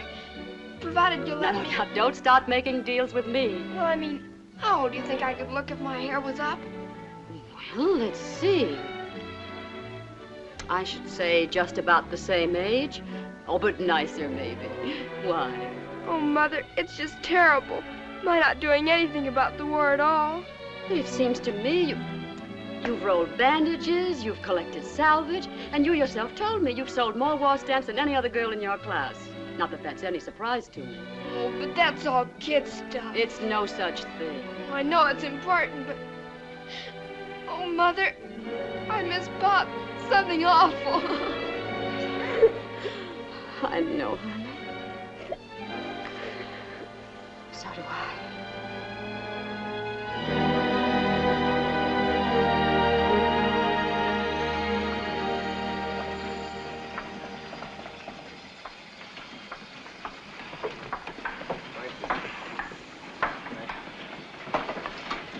Thanks, Toots. Ice cream?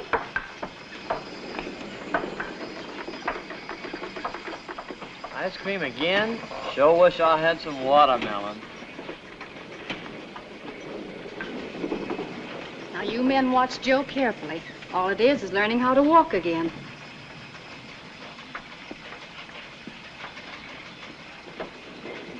Thanks, Sid. Hey, got any tutti frutti? Sorry. We only have vanilla. Oh, gee, we never have no tutti frutti.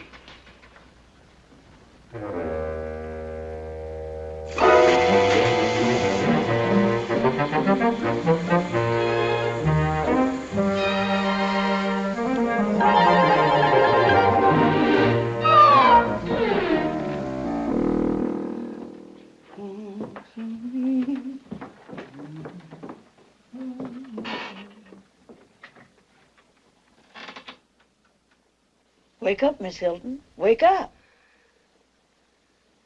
What is it? It's most time for dinner. Wake up.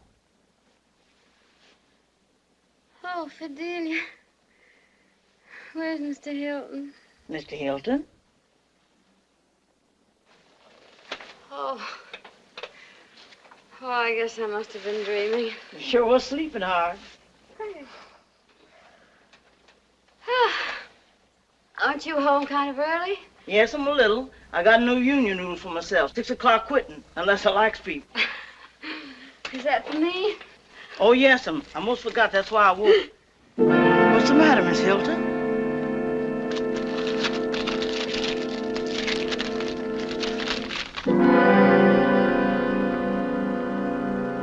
Oh. What is it, child? Miss Hilton! Jane! Brig! Come quick! Miss Hilton!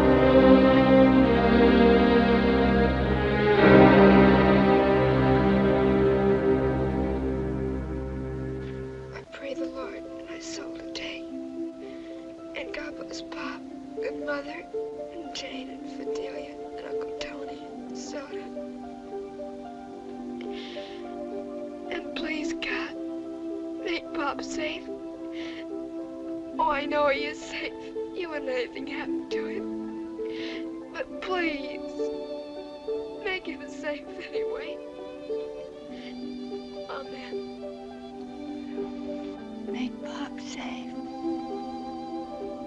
Jane, are you awake? Yes, Brig. Do you mind if I get into bed with you? No, I don't mind.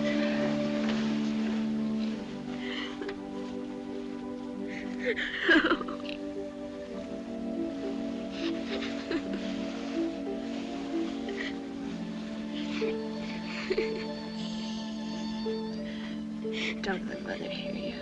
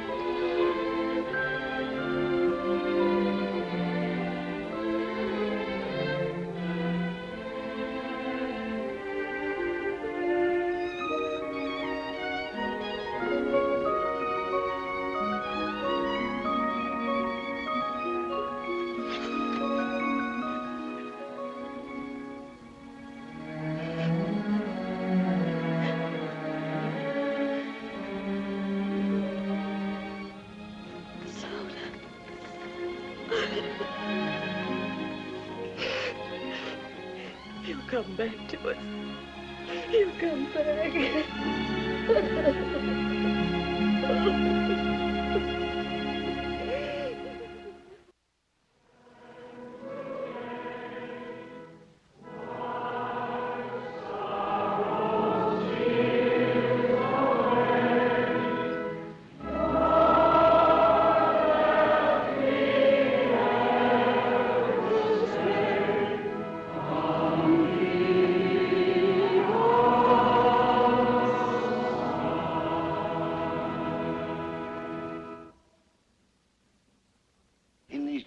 Times when many of our loved ones are making the supreme sacrifice, I've searched the Holy Scriptures and my heart for some message of comfort and inspiration to you. On other occasions, I've quoted from St. John and the prophet Zechariah. I've reminded you of the 23rd Psalm, thy rod and thy staff, they comfort me. Today, I offer you the words of a Maryland lawyer of another day when Americans were fighting to preserve their sacred heritage of liberty. Oh, thus be it ever, when free men shall stand between their loved homes and the war's desolation. Blessed with victory and peace, may the heaven-rescued land praise the power that hath made and preserved this nation. Then conquer we must, when our cause it is just, and this be our motto: in God is our trust. Now, those words have become the last stanza of our national anthem.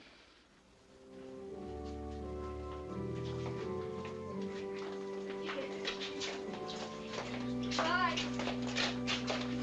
Hey, you know what? What? Gladys's stepfather is 4F. Oh, Anne? Jameson's a nice old duffer, but I don't know why we have to have all that flag waving. Well, how's everything going with you, Emily? Still having a good time, I hope. Oh, you know me. Carry on is my motto, come what may. Yes, Emily, you're one woman who can be depended upon to maintain her standards in these times. Well, thank you, dear. Hello, Mary. Hello, Anne. I was so sorry to hear of that. Thank you, Mary. I've been meaning to call you, Anne. Really, I have. I just heard the other day about Tim. I'm terribly sorry. Thank you, Emily. But you mustn't give up hope. C'est la guerre. By the way, that's a very cute frock you're wearing. I remember admiring it last year. No, the year before last. Really? Oh, but then, of course, you never were much interested in clothes. Well, I must run along now. Goodbye, girls. Goodbye, Goodbye, Mrs. Hawkins. I don't like the way Jane's looking. Oh, and dear, if you run into difficulties about your food, I have a cold storage pantry all to myself, just filled with goodies. Thank you, Emily. We do beautifully on our points. Well, if everybody had my foresight, there just wouldn't be any shortages the way I look at it. Well, goodbye, dear. Give me a ring sometime. And, oh, I am so sorry about Tim, but he may turn up yet, you know. Yes, you never can tell. Goodbye, Emily. What are we going to do this afternoon? Did I say anything? Mother, could we go to the movies? How do you feel about it, Jane? That child, can't she do anything but hiss? I'll go see what she wants. There's a wonderful concert today in the park. The last of the season. Or does the idea of listening to music bore the two of you? Well, the fact of the matter is... Well, yeah, I think a concert sounds like a good idea. Don't you think so, Jane? Well, I don't know, Bill. If you feel like some music. Or would you, by some remote chance, like to be alone with each other this afternoon? Oh, no, Mother, Mrs. Hilton, honestly, really? but we thought it might be nice if we went out to the country for the Mm-hmm. day. Mother, would you mind if I went over to Gladys's for lunch and stayed the afternoon? Darling, no, you run along if you want to. Thanks, Mother. And see if you can teach her some semaphores. Bye, Bill. Bye, Ray. You see, Mother, Bill's leaving tonight. He's been transferred to, what do you call it, Bill? A staging area. Bill, So- I didn't know. Do you know where? Well, yes, but... Oh, of course you can't say, no. Or whether you're going to come back here. No, it'll be the last stop, I suppose. Isn't that awful, Mother? I'm sure it's what you want, isn't it, Bill? Oh, yes, ma'am. If it weren't for... May I see Bill off, Mother? You see, I don't have to go back to camp. I'm catching the Pathfinder at midnight. May I, please, even if it is late? Of course. Provided I can, too. Oh, would you, Mrs. Hilton? That's wonderful. Oh, Mother, you're so sweet. You almost knocked me over. Will you have supper with us? Oh, no, thank you, Bill. I have a million things to do. I'll see you at the train. So long, kids. Gee, she's nice. She's so lonely, Bill. Yeah, I know.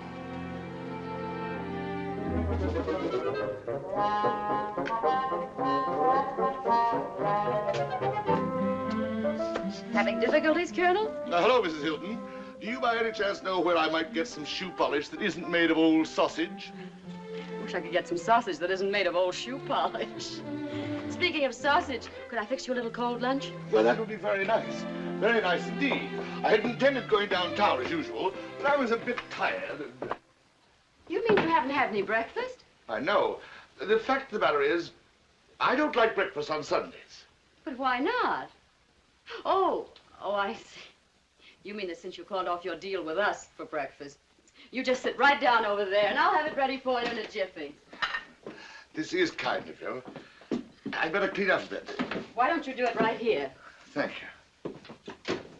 I'm very sorry I had that little run-in with your daughter. Jane? Oh, it was her fault, I'm afraid. That may be, but there's no excuse for my own boorishness. Let's forget it, shall we? Salad and milk? Fine, fine, anything. Mrs. Hilton. Yes? I would like to say that I admire very much the manner in which you've taken the recent news about your husband. Well, I'm afraid that underneath I'm perhaps not quite so courageous. Then it's all the more admirable. Fortitude is easy when there is no feeling. Aren't you having something? No, thank you. I'm not hungry. Colonel, may I say something? Anything. I think it's a pity about you and Bill. He's a wonderful boy, I can tell you that. And he's so hungry for affection. He's like a lonely puppy. Time he got over his puppyhood, I should say. Bill's going to be a splendid man. Perhaps, perhaps. Blood may tell in the end. He's leaving tonight. Going into combat duty, I imagine. Is that so? Jane and he are spending the day together. Then he's taking the Pathfinder at midnight. I have an engagement tonight. Oh, that's too bad.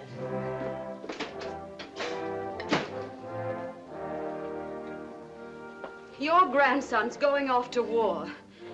But I don't suppose that's of any importance to you. If you'll excuse me. Mrs. Hilton. Yes? I don't want you to think that I'm any more ruthless and hard-hearted than is the case. I do have an engagement, an important one, with a British Army mission that's only here for the day. Here's the wire from them. There's nothing I can do. Oh, I'm terribly sorry. I'm sorry for Bill and for you. Perhaps I can finish in time. In which case... You'll be at the station? I'll try. I'll try my best. But if I can't, would you wish the boy luck for me?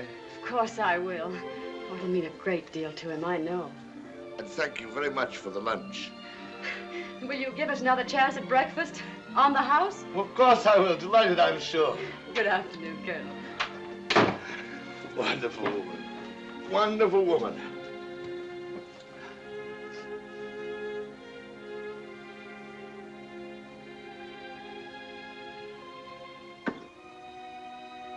Was a farmer, had a daughter, and her name was Clementine. Like she was and like a fairy, and her shoes were number 9. Oh, my darling, oh, my darling, oh, my darling Clementine. That you are and gone forever, dreadful sorry Clementine.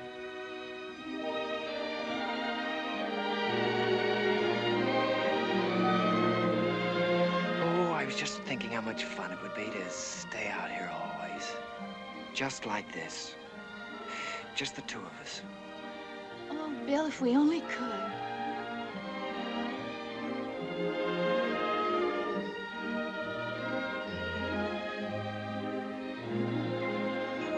Hey, I wonder how this thing works.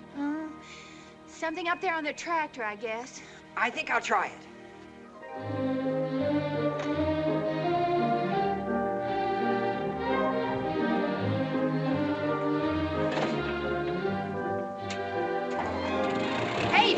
like a cinch. Sit tight and I'll give you a ride.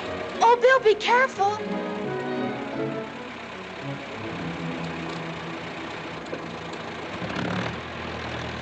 Oh, Bill! Bill, stop! Farmer in the dell, the farmer in the dell. Oh! Bill! Bill! Oh, the Bill! The farmer in the dell, the farmer in the dell, the farmer in the dell. Hi-ho, Mary-o, the farmer in the dell.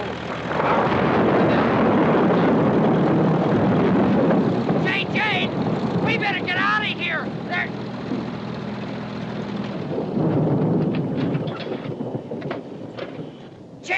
Jane! Where are you? Jane! I'm right here, you darn fool. Oh, Jane, I'm sorry. What happened?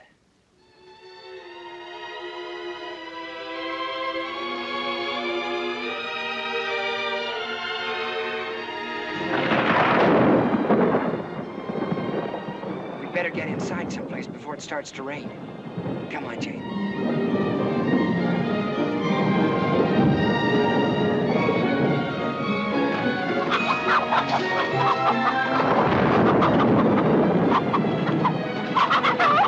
Oh, boy, we certainly made that just in time. Ho-ho!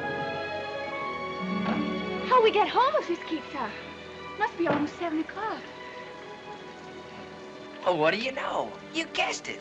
It's just exactly 18 minutes to 7. Only 5 hours more. Oh, I almost forgot for a little while. I didn't forget. Not for a minute. I thought about it all day long. Well, gee, I never thought anybody'd care about me. Anybody like you. Bill.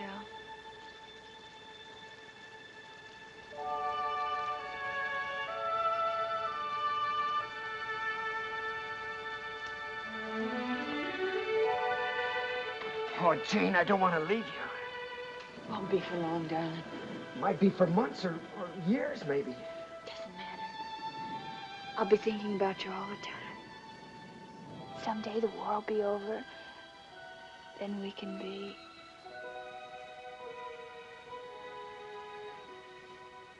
Then we could be married, Jane. If you want to be, Bill. Oh, darling. I'm so happy. Oh, I just can't believe it. I just can't. I love you.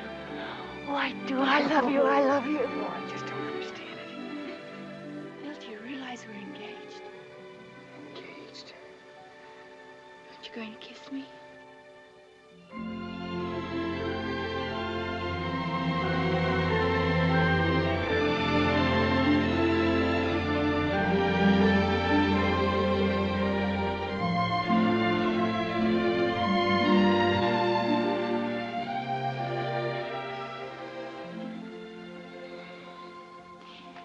There's just one thing I want more than anything else in the world.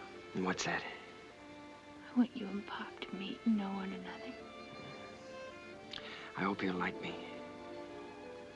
How could he help liking you? Bill, he's so sweet, so good, so handsome. Handsome? Oh, I love your face. It's the cutest face I've ever seen. Cute? That's a fine thing to say to me. And you're such a baby.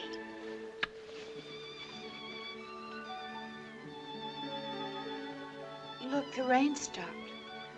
Oh, isn't that too bad? Yes. Oh, it's awful, but we better get started back.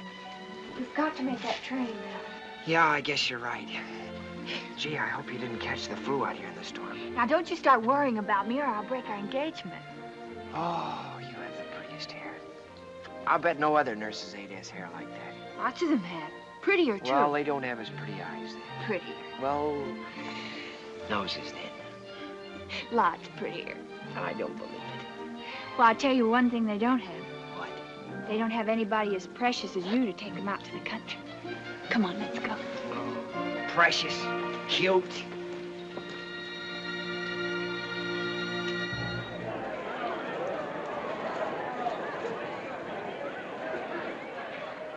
New York Central Train number 2, the Pathfinder, leaving at 12:01 for Buffalo, Rochester, Syracuse, Utica, Albany, and New York on track number 4.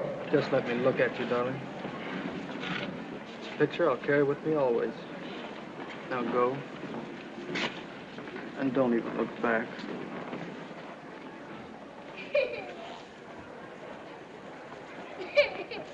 Well, look at the nice apple Daddy got you. But I don't want you to go away. So it is late. Let me come up for 10 minutes.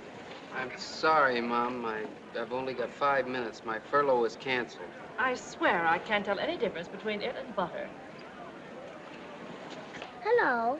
My mommy's a sergeant. No fooling. Sollst nicht vergessen zu schreiben, mehr offen, und sollst nicht vergessen, saufen die Winkelstoff. I won't forget, Bobby.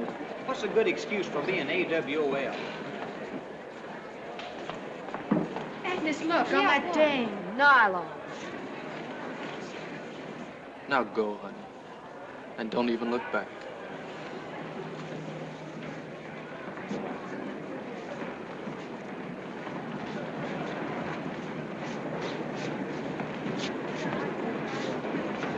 Oh, 5 months' pay.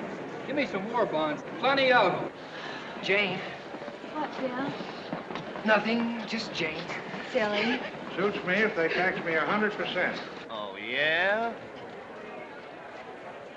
I was just thinking. So was I. What if there's some place where we can go free where we don't have to dance with hostesses? In 15 minutes, you'll be gone. I know. I'll meet you in New York. You will? And we'll get married, and I'll have a baby.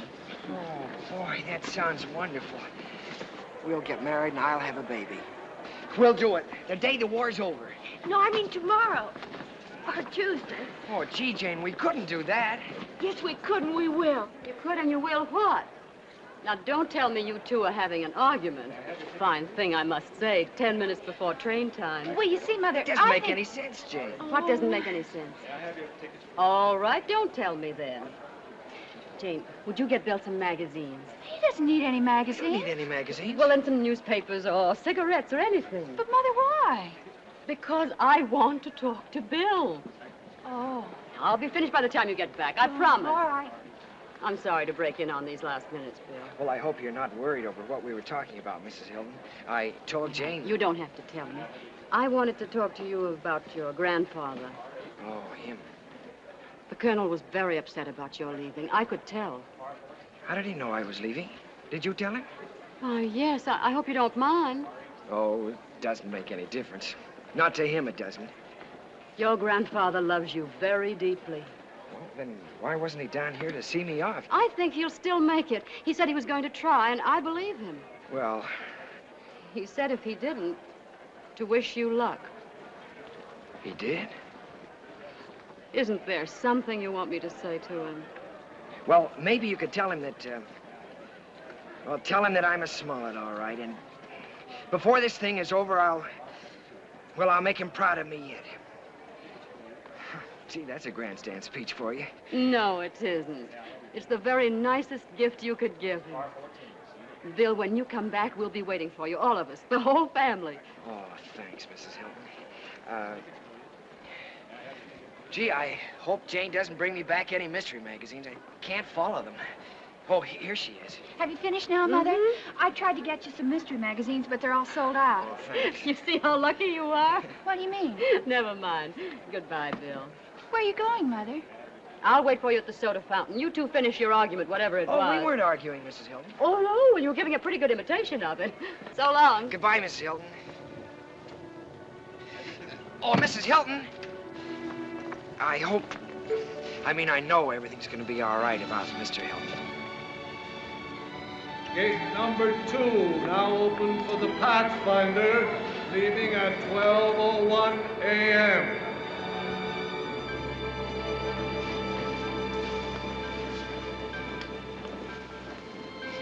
You will marry me when it's over, won't you, Jane? You won't be mad at me because I didn't marry you now. Of course I won't be mad. But you take care of yourself. I will. You write to me? I will. You do understand, don't you? I think so. You know, it's because I wouldn't want you to be... Well, you know, if anything happened to me... A widow, you mean? Yes, but not only that. If something happened, I mean, if I was... If you were wounded? Oh, Bill, I'd take care of you the rest of our lives. Always. Oh, Bill.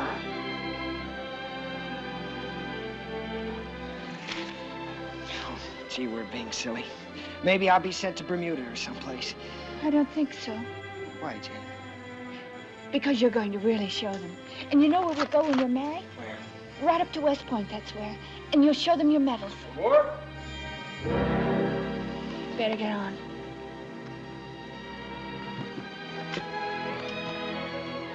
Oh, I almost forgot I have something for you. You have? Oh, gee, you didn't have to do that. Here, it's my class ring. Oh, that's wonderful. You sure you don't need it? I don't know what's more important than its being our engagement ring. Isn't it awful that I didn't get you a ring? But I'll send you one. It doesn't fit very well. Maybe I should have gotten you something else. Oh, no, I'd rather have this than anything. Better get on, son. We're about to pull out.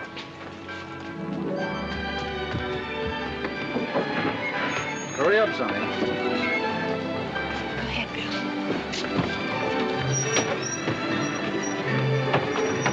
Jane! Oh, I almost forgot. Have your picture taken as soon as you get there and send me one. I will. And don't you go getting fatter. Don't worry, I won't. Oh, Jane, here, hurry. Oh, but it's your watch. You shouldn't. You'll need it. Goodbye, darling. Oh, Bill, I'll keep it. I'll keep it with me all the time. So long, darling. Goodbye. Take care of yourself. Bill! Bill! Goodbye, Bill. Goodbye, darling. Goodbye, darling. I love you. I love you, darling. Goodbye, darling.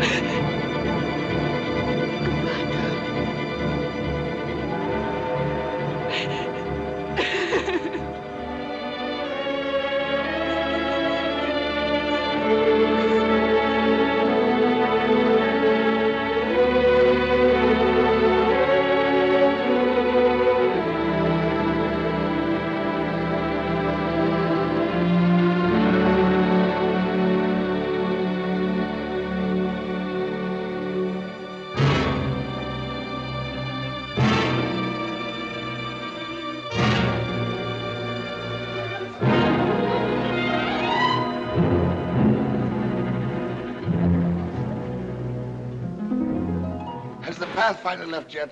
Yes, sir. Right on time.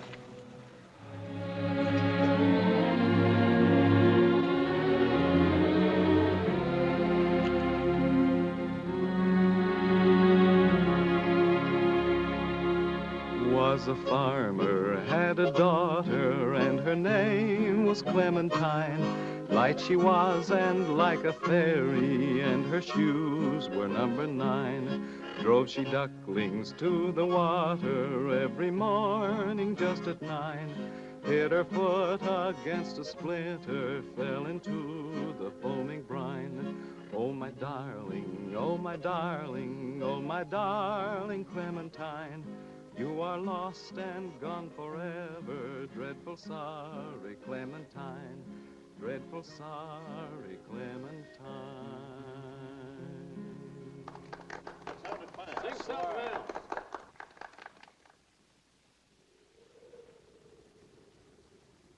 Hello, Brig.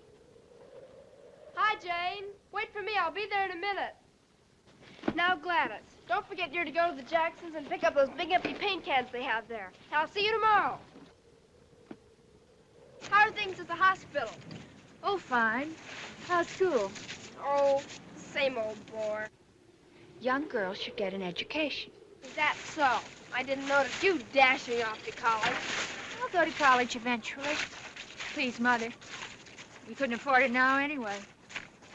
Maybe Bill and I'll go together after we're married. Fat chance. Mrs. William Smollett II, queen of the freshman hop. Oh, look at Soda.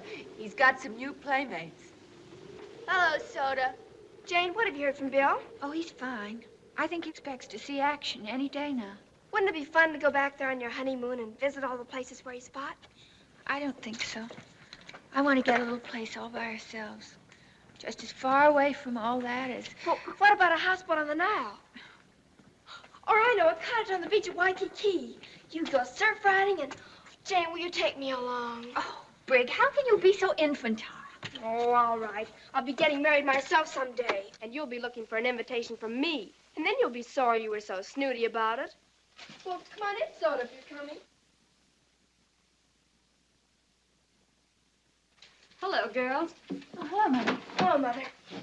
Oh, Brig, well, would you mind checking the oven for me? I've been making cookies. Oh, Mother, do I have to? Do as Mother asked, Brig. Oh, all right. Jane, dear, come into the living room. I'd like to talk to you. What's the matter, Mother? Well, mayn't I talk to you if I want to? Well, of course, but you sound so strange. Oh, do I? I'm sorry. I don't mean to. What is it? Why couldn't Brig hear? Is that why you sent her... Not about Pop. No.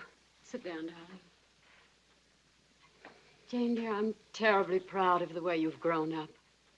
I'm sorry Pop missed it. Oh, is that all? It's sweet of you, Mother.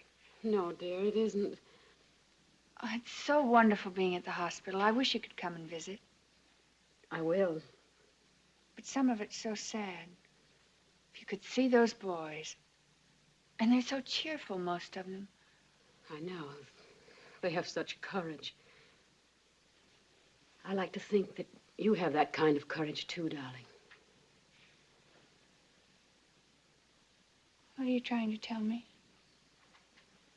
That when a man goes off to war, we have to be... Bill! The telegram came just a few minutes ago. It was addressed to you, but I opened it. Did it say he was missing, or what?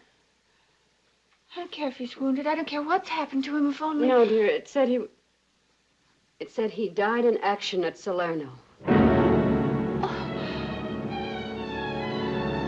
Oh, it couldn't be. It couldn't be.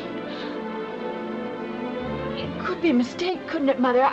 I've heard that sometimes they get the names mixed up. No, honey, you mustn't fool yourself.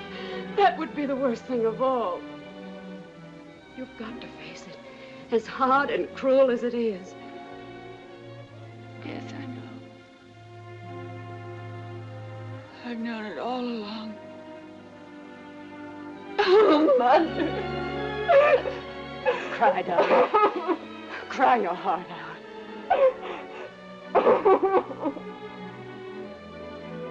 I won't try to tell you that you'll get over it soon.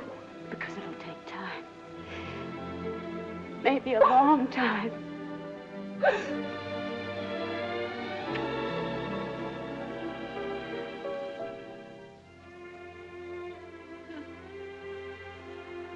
No, I won't cry. A wonderful boy loved you, Jane. That doesn't happen to everybody. But I had him, oh, such a little while.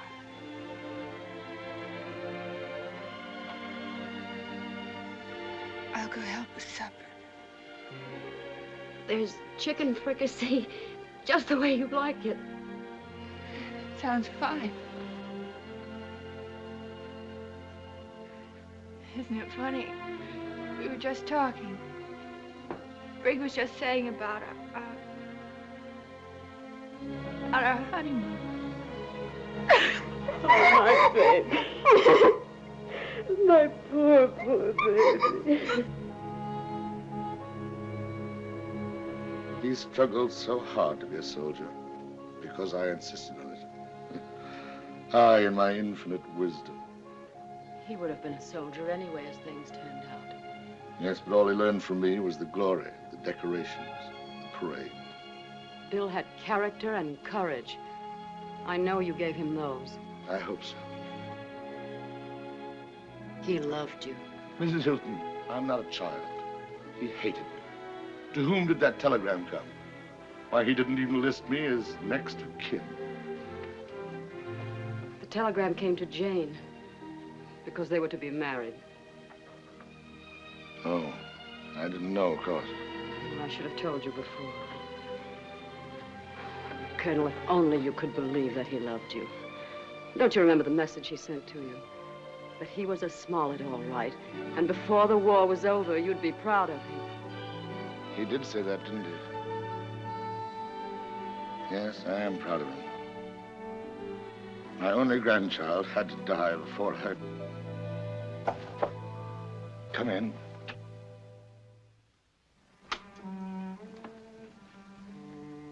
Good evening, Colonel Smollett. Good evening, Jane. Come in, please. I thought perhaps I could bring you a little supper. I thank you. That's most thoughtful of you.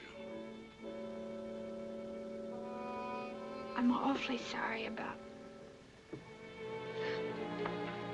Would you like to have this?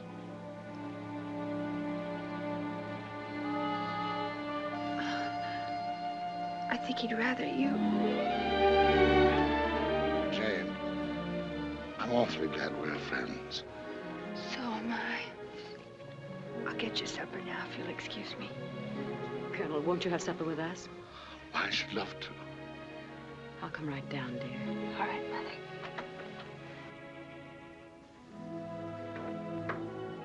And I might have had that wonderful child as a granddaughter. Bill was fortunate to have known her. Bill deserved her. He was such a good boy. Yes, I dare say. The good die first, and they whose hearts are dry as summer dust burn to the socket.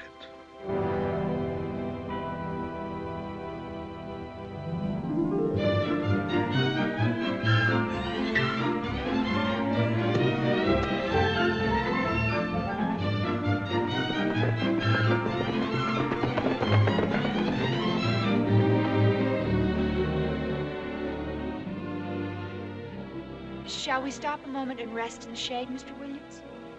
I can't imagine anything more pleasant than being out here, can you? Or do you miss the water? I love to sail myself, so I can understand it if you do. I hate it. I never want to see the ocean again. Would it help you to talk about it? I hate the ocean. Of course you do, I understand. It's almost time for your lunch. Dr. Golden will be awfully angry with me if you're late. He's taken a great interest in you, you know.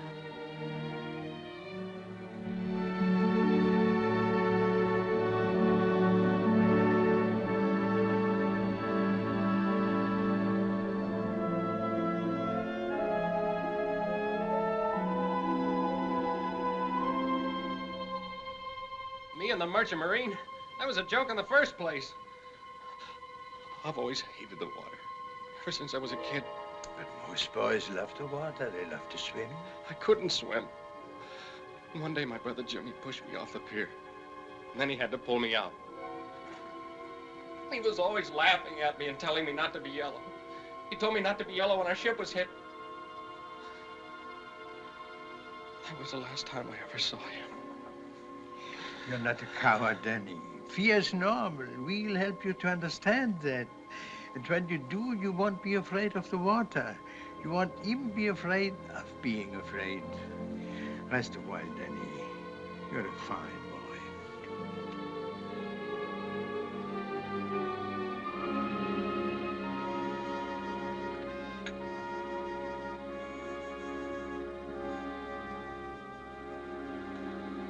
I'm sorry to have interrupted you, Dr. Golden, but I was instructed to get the patient to bed. It's all right. He's had quite enough for one day. Doctor, will Mr. Williams be all right? In time. These fine young men, they must have another chance at life. And we must work to give it to them. His burns seem almost healed. Yes, his burns, but the more serious injury, that I'm afraid will take more time. The injury to his mind? Is that what you mean? No, not to his mind. To his confidence in himself and in others. Yes, we must rebuild Danny Williams' life all the way back and all the way forward. Hasn't there ever been anyone close to you, Miss Hilton, for whom you would like to have done that? Yes. There was someone. Ah, there was. We must not live in the past, my child. There's a whole wide broken world to men. Now, come, I must have another patient. How would you like to do a tired old man a favor? Oh, anything, Doctor. Then smile for me. Let me see that young people still can smile as they used to long ago. Huh? Just as I remember. Good night, my child.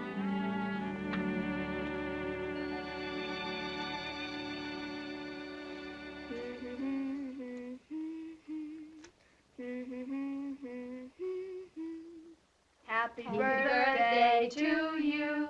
Happy birthday to you. Happy birthday, dear Colonel. Happy birthday to you.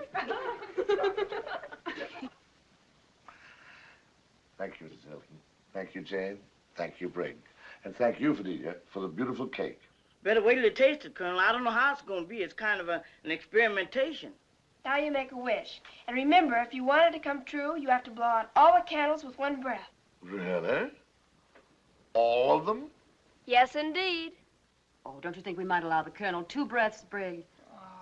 No special dispensations are necessary. Oh, no special dispensation. Now you have to get the first piece. Really, Bridget, I wasn't born yesterday. There are a few things that I do know. Bridget, he's here again. Soda, get down. Come here. I don't understand it. He never does that with anybody else. He's apparently very devoted to you. I can assure you I've taken every conceivable step to discourage his affection. Oh, I wonder who that could be. Is you anticipating callers, Miss Hilton? I'll answer it, Fidelia. Don't you bother. You're busy. If it's Gladys, I'm not home. Tony. Yes, the bad penny again. How are you, J.D.? Oh, I'm fine, Tony. Brig wrote me about everything. Please, don't talk about her. I understand. Who is it, Dave? You'll never guess. It's the Colonel's birthday. We're giving him a party. Oh, I'm sorry. Maybe I'd better go. You do no such thing. You're just what we need. Not Lieutenant Willet. Lieutenant Commander to you. Not really. Tony. Congratulations. You didn't say you were coming back. I was going to write you, Brig, but I wasn't sure you still cared. You're just in time for some birthday cake. Good evening, Mr. Willet. How are you, sir? So you've been promoted.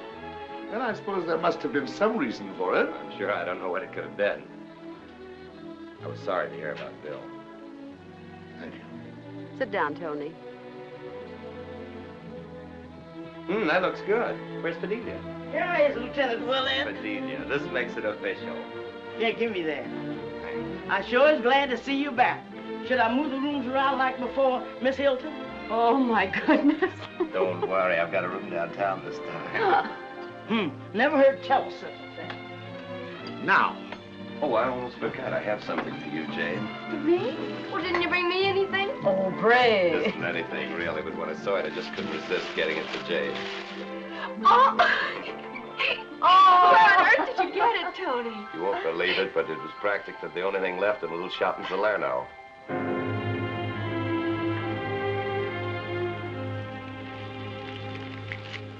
I'm sorry, Jane. I didn't know where. Well, isn't anybody interested in this cake? Oh, by the way, Fidelia, just what was the experimentation you referred to in connection with this cake? I tried something new. I bought it. Now, you can clearly see there's nothing in the handkerchief, correct? Nothing at all that meets the human eye. I'll show you both sides, so you'll be sure I'm not holding back anything. Correct, Brig? Well, I suppose there's something there, all right, but I'll play along. How about you, sir? It's clear there's nothing in that handkerchief. You don't need to labor the point further. Tiresome, isn't it? Watch. Presto, changeo. I get it. I think I'd like to learn that trick, Mr. Willet. Might amuse some of the dodos down at the Army and Navy Club. I'd be honored, sir. Good evening, Brig. Oh, hello, Is your Mrs. mother at Hawkins. home? Yes, Mother's home. That sounds like your favorite woman. Mrs. Hawkins, that voice has haunted me all the way across the Atlantic. Hello, Emily. I haven't seen you in Hello, ages. Anne, dear. Good evening, Lieutenant Willett. I didn't know you were back in town. Oh, yes. I've learned a new trick. The Navy thought I ought to bring it home. You know, for purposes of morale. I thought you already knew all the tricks, Lieutenant. Touché, as we used to say in Minneapolis. And this, I presume, is General Smollett. I've heard so much about you. I'm sorry, Emily. I thought you'd met before. No, but I must say I envy you, Anne, having such a distinguished man as your guest. It's I who should be envied, and it is Colonel Smollett, madam. Colonel Smollett, Lieutenant Commander Willet. Oh, I always get those things mixed up. I always say it doesn't matter what a man's rank is. It's his character that counts, don't you think? Hello, Jane. What's this I hear about you working at the hospital? I'm a nurse's aide. A nurse's aide? Oh, what a revolting idea for an unmarried girl of your age.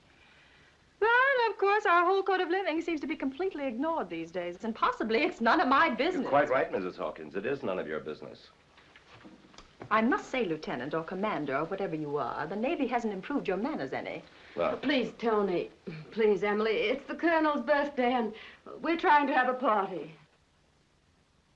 I'm sorry. I meant no offense to you, Jane. I simply feel that well-brought-up young girls shouldn't be permitted to have such intimate contact with all sorts of boys who've lost their arms and legs.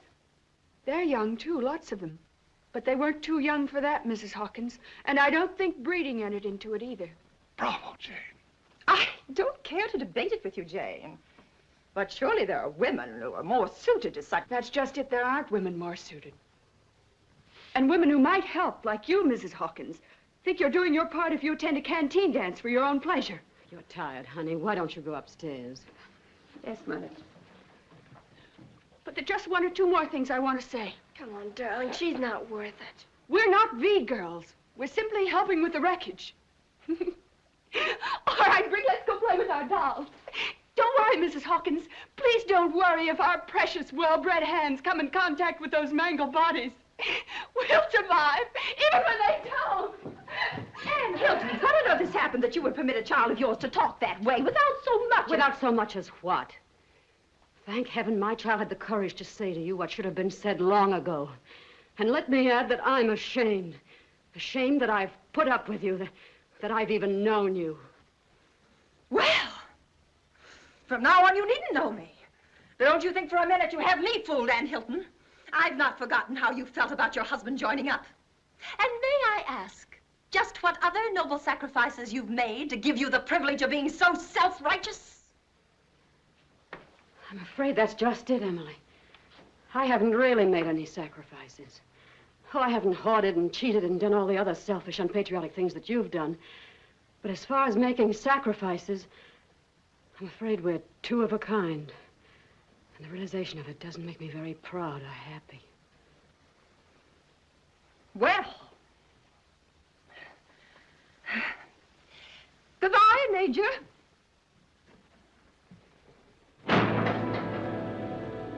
I think we've seen the last of Mrs. H for a while, but you never know. She dies hard. When I think of the good men they waste on kitchen police. I wish getting Emily out of the house was a solution to something, really. But... Well, at least it's a temporary solution to the problem of avoiding Emily Hawkins. How about a little nightcap for the three of us, Anne? I think I'll run up and see how Jane is, if you don't mind. You'll find some scotch on the sideboard. Oh, please don't go, Tony. I want to talk to you.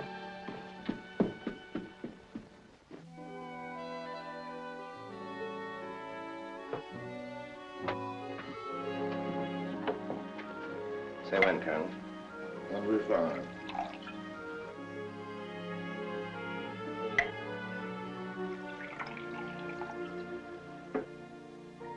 Happy birthday. Oh, thanks. Almost forgot. Pity, isn't it? Sure is. Well, I think I'll take myself off to bed. Good night, Willet. I rather like you, if I may say so. Couldn't be more pleased, sir.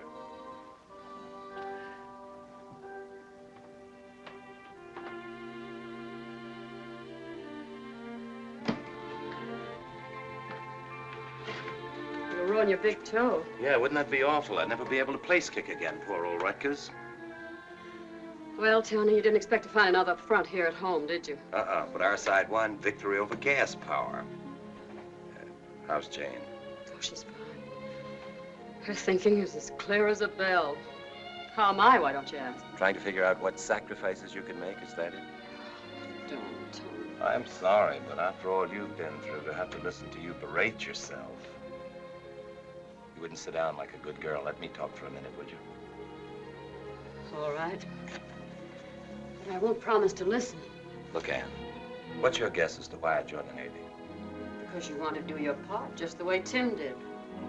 Don't kid yourself, I'm no Tim. I joined up because top hats suddenly seemed a little silly, and I wanted to have some fun and excitement.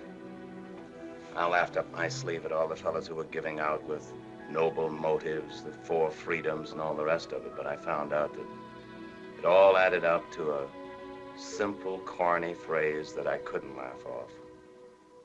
Home, sweet home. I know. You do know? Listen, Anne, you're doing a swell job here at home, holding things together. Those daughters of yours, they're pretty wonderful. I know Tim's going to be mighty pleased with them. Though I imagine he'll be a bit surprised to see how Jane grew up boom without so much as a by your leave. Yes, she grew up while Mother knitted. Or worse still, while Mother didn't even knit. And that's the point, Tony. Can't you see it? Boy, I see what you mean now about not listening. I guess I was pretty dull at that. All right, laugh at me. But it's settled in my mind once and for all. I have a husband who went off to fight for this home and for me. That's what you said, didn't you? And I have children. Children who had courage and intelligence while their mother lived in a dream world. Well, believe me, I've come out of it. I buy your home sweet home idea, Tony, but I want to do something about it. Well, say something. Oh, don't tell me the glib Tony Willett's at a loss for words all of a sudden. Well, Annie, me girl, I'm afraid you're right.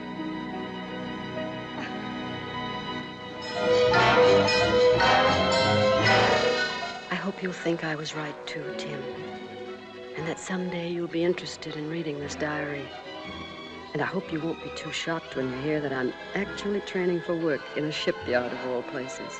Yes, tremendous changes have taken place in the pampered woman who is your wife. It's hard even for me to realize that I'm studying to be a lady welder. I'm doing very nicely, so it seems. Oh, Tim, I love it so. And I have such admiration for all these people. There's one woman I can't wait for you to meet. Her name is nothing like we ever heard at the country club. It's Zofia Kozlovska, and she likes me because she thinks I helped her through a most awful and tragic loneliness. I wish my little boy had lived, so he could have seen America.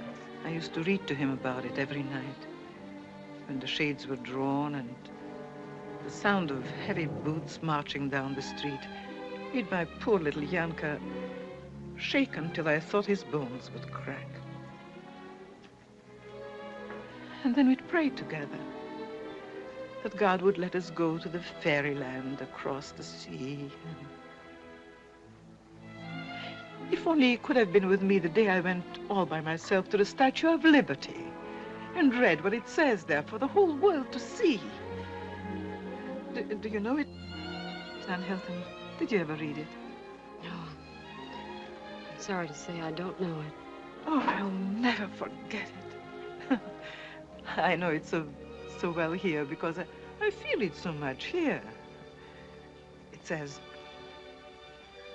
give me your tired, your poor, your huddled masses yearning to breathe free. The wretched refuse of your teeming shore. Send these, the homeless, tempest-tossed to me. I lift my lamp beside the golden door. You You've helped light that lamp for me, Anne Hilton. And then, Tim, she said the most thrilling thing that has ever been said to me. She said, You are what I thought America was. What I meant when I prayed with little Yanka. and as in my own small way I help here in the shipyards, I hope I may be worthy of her words. Just as each night I pray that always I may be worthy of those other thrilling words. The first time and every time since that you have said, I love you.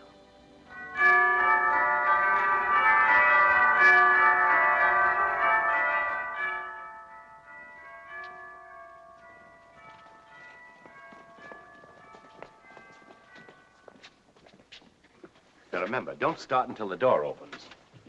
When it does, let them have it. What's the matter, Bub? You look a little reluctant. It ain't that I don't trust you, but I'd like to have my money first. You've got a very suspicious nature. All set? Lieutenant Solomon, clear for action. Aye, aye, sir. Silent night, holy night, all is calm, all is bright. Wound yon virgin, mother and child. Jane! Colonel, come on! Somebody's here. They're singing. Come on, Colonel, get a move on. Silent night, peace on earth, goodwill toward men. Colonel, I didn't want to wrap this in a box with fancy ribbon, but I knew you'd like to have it.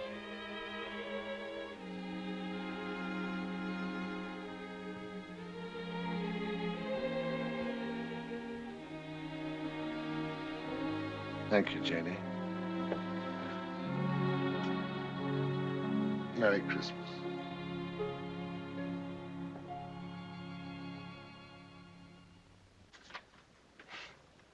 Who's next on your team? Colonel Smollett. Get going, Colonel. You're our command. Don't worry, we've given you a nice, easy one. Please don't be patronizing. I can act it. All right, go. Come on, we've only got a minute and a half. Well, you might wait until I've read it. Have you read it? Time. Let's go, Colonel. Anchors away. That is not it. Please, Colonel. 2 words. Oh, no, it isn't fair to talk. Well, what difference does it make if I say 2 or hold up 2 fingers? Come on, Colonel. Come on, Colonel, it's a half a minute already. Is it an animal of some kind? Come on, Danny Williams, give them a question. Is it a quotation? Army mule. Oh, they're being very stupid, Colonel. You're giving a wonderful performance. Do something else. Rolling Stone. Soda! Bridget. Bridget. No talking, Colonel. Soda. All right, Colonel. Now, don't get sore. Just try doing once more what you did before, and if we don't guess it, we'll give up. Anybody could guess that. You can't guess, Fidelia, no fair. Oh, we can afford to be generous. Let them have Fidelia on their team. Bottoms up. Thank goodness. Was that it? Certainly that was it. I'm certainly glad you weren't on their team the whole time, Fidelia. We gave them a terrible beating. How'd you guess it, Fidelia? Oh, it weren't nothing. I'm just naturally psychopathic. Come on, don't be nervous. Come on. Mother, Gladys wants to say something. Well, hallelujah. Bring her in. This is Gladys Brown, everybody. She's a friend of mine. Well, come in, Gladys. She wants to say something to you. Come on, Gladys. It isn't hard. Honest. Merry Christmas. Well, she made it anyway. I have big plans for her next year. Yes, you can be the class orator. Come on, everybody. Coffee and sandwiches. Congratulations, sir. I thought you acted very good. Oh, it was nothing really. Gee, that was fun. The Colonel's a good sport, isn't he? Yes, we all adore him. Fidelia, when did you start specializing in this bird food? You won't tell anybody? There's a chicken leg I saved for you. That's more like it. You just sneak out by yourself. You'll find it on the second shelf in the icebox. It's a wonderful party, Mrs. Hilton. Oh, it's Tony. He brings life to any party. Tony's doomed to go through life as everybody's darling. Even to his men? Well, they don't think of him as darling exactly. Hero worship's more like it. I bet he didn't tell you he's been recommended for the Navy Cross. Oh, really? Oh, he'll make jokes about it, but he's very proud of it. Well, where did... Oh, I want to talk to you, John Paul Jones. What have I done now? The Navy Cross, that's what you've done. Yes, he told me. Do they give you a ribbon? Well, what does it look like? What are the colors? As a matter of fact, it looks just like that. You want to stop it, Tony? This is an old one. It's last year's model. Listen, Anne, he'll joke about it, but he's really very proud of it. Well, he said the same thing about you. Well, if you people will excuse me, me, did he? No, never mind about him. Come in here. I want to talk to you. I wish that guy Solomon would stop acting as my press agent. Yeah, what do I do with this? Well, what do you suppose you do with it? Finish it, of course, you wastrel. I could use some milk with it. Oh, honestly. I never knew heroes were so helpless. Here, look out. You know, Tony, I'm really very angry with you. I have to find things out from a stranger. Didn't think you'd be interested. Oh, of course not. No, all I want to know is if you found any new sugars in Sicily. Well, now, I don't want to shock you, but it's no wonder those Italians can paint. There was a dame standing right in the middle of the street with a big tub of spaghetti. And she had the... Yeah, never mind what she had. I have a little imagination. Yeah. Well, even as I looked at her, I thought, she's good. But what are they all? What are all the women in the world compared with Anne? Tony, will you never stop? No, I'll never stop, Anne, as long as I can dream about you. If you ever thought the dream had a chance of coming true, you'd... I'd what, Anne? Finish it yourself. You make it pretty tough for me. I feel I've been wrong about you all my life. I have to go looking for a new ideal. I'm afraid it's a little late for that. What's more, you'd run for your life. First, you'd wring my neck, as I'd expect and want you to. That's right, and what would be the fun in that? I'd never be able to break my heart over you anymore. Oh, Tony, never grow up. Never, never. Or I'd lose something very dear to me. Something very dear to all of us. All right. And I'm going to sound awful silly someday, making verbal passes at you when we're both in wheelchairs. You know, I'm looking forward to that.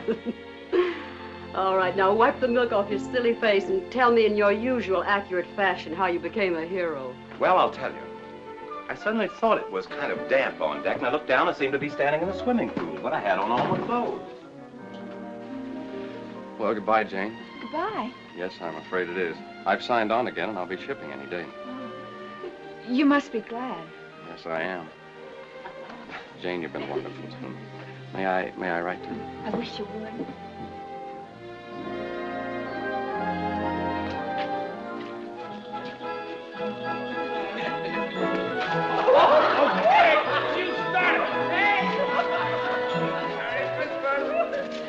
I still contend that if there had been one lone, single, solitary grain of intelligence on our entire team... Oh, Colonel, stop right where you are. What's the matter? And stop blushing. It's an old custom. Well, as I recall the custom, Mrs. Hilton, the ceremony isn't complete until everyone has participated. Thank you, Anne. I haven't had an experience like this in 45 years. Well, Merry Christmas to you all. Merry Christmas, Colonel.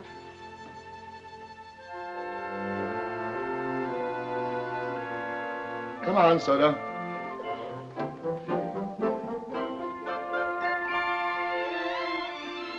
Coming up, Mother? Not for a little while, darling. I have a few things I want to do. Good night. Good night, darling. Good night, Mother.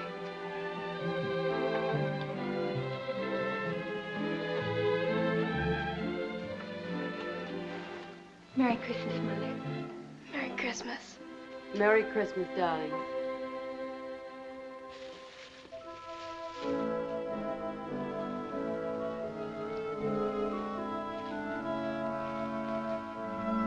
What are those, Fidelia? Mr. Hilton done sent these to me a long time ago and told me to put them under the Christmas tree, just like we've always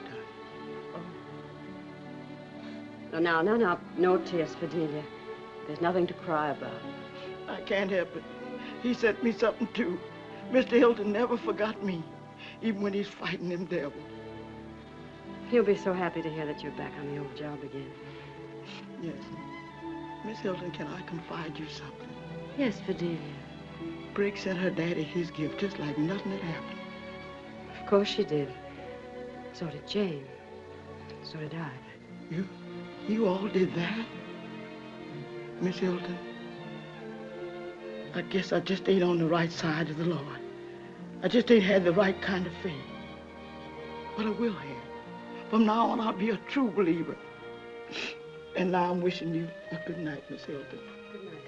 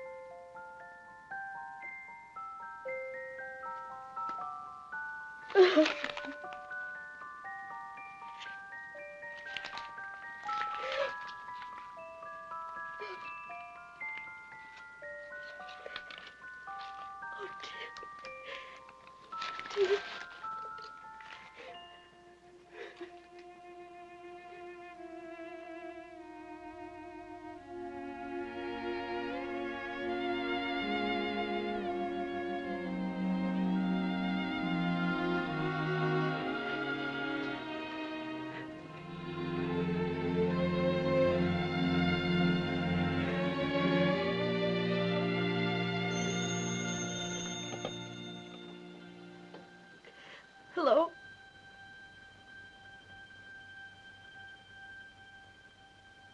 Cablegram.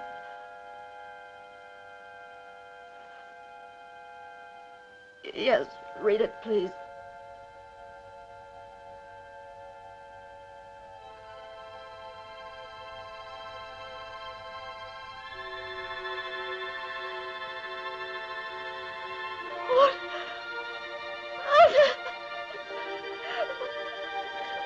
What was that? No, yes. Yes. Oh, yes, mail it to me, please. Yes, mail. Oh, Brig! Jane! Jane, Brig! It's the cable! Pop's safe! What is it? Pop's safe! I just got word he's coming home! He's coming home! You're coming home! No! Are you serious?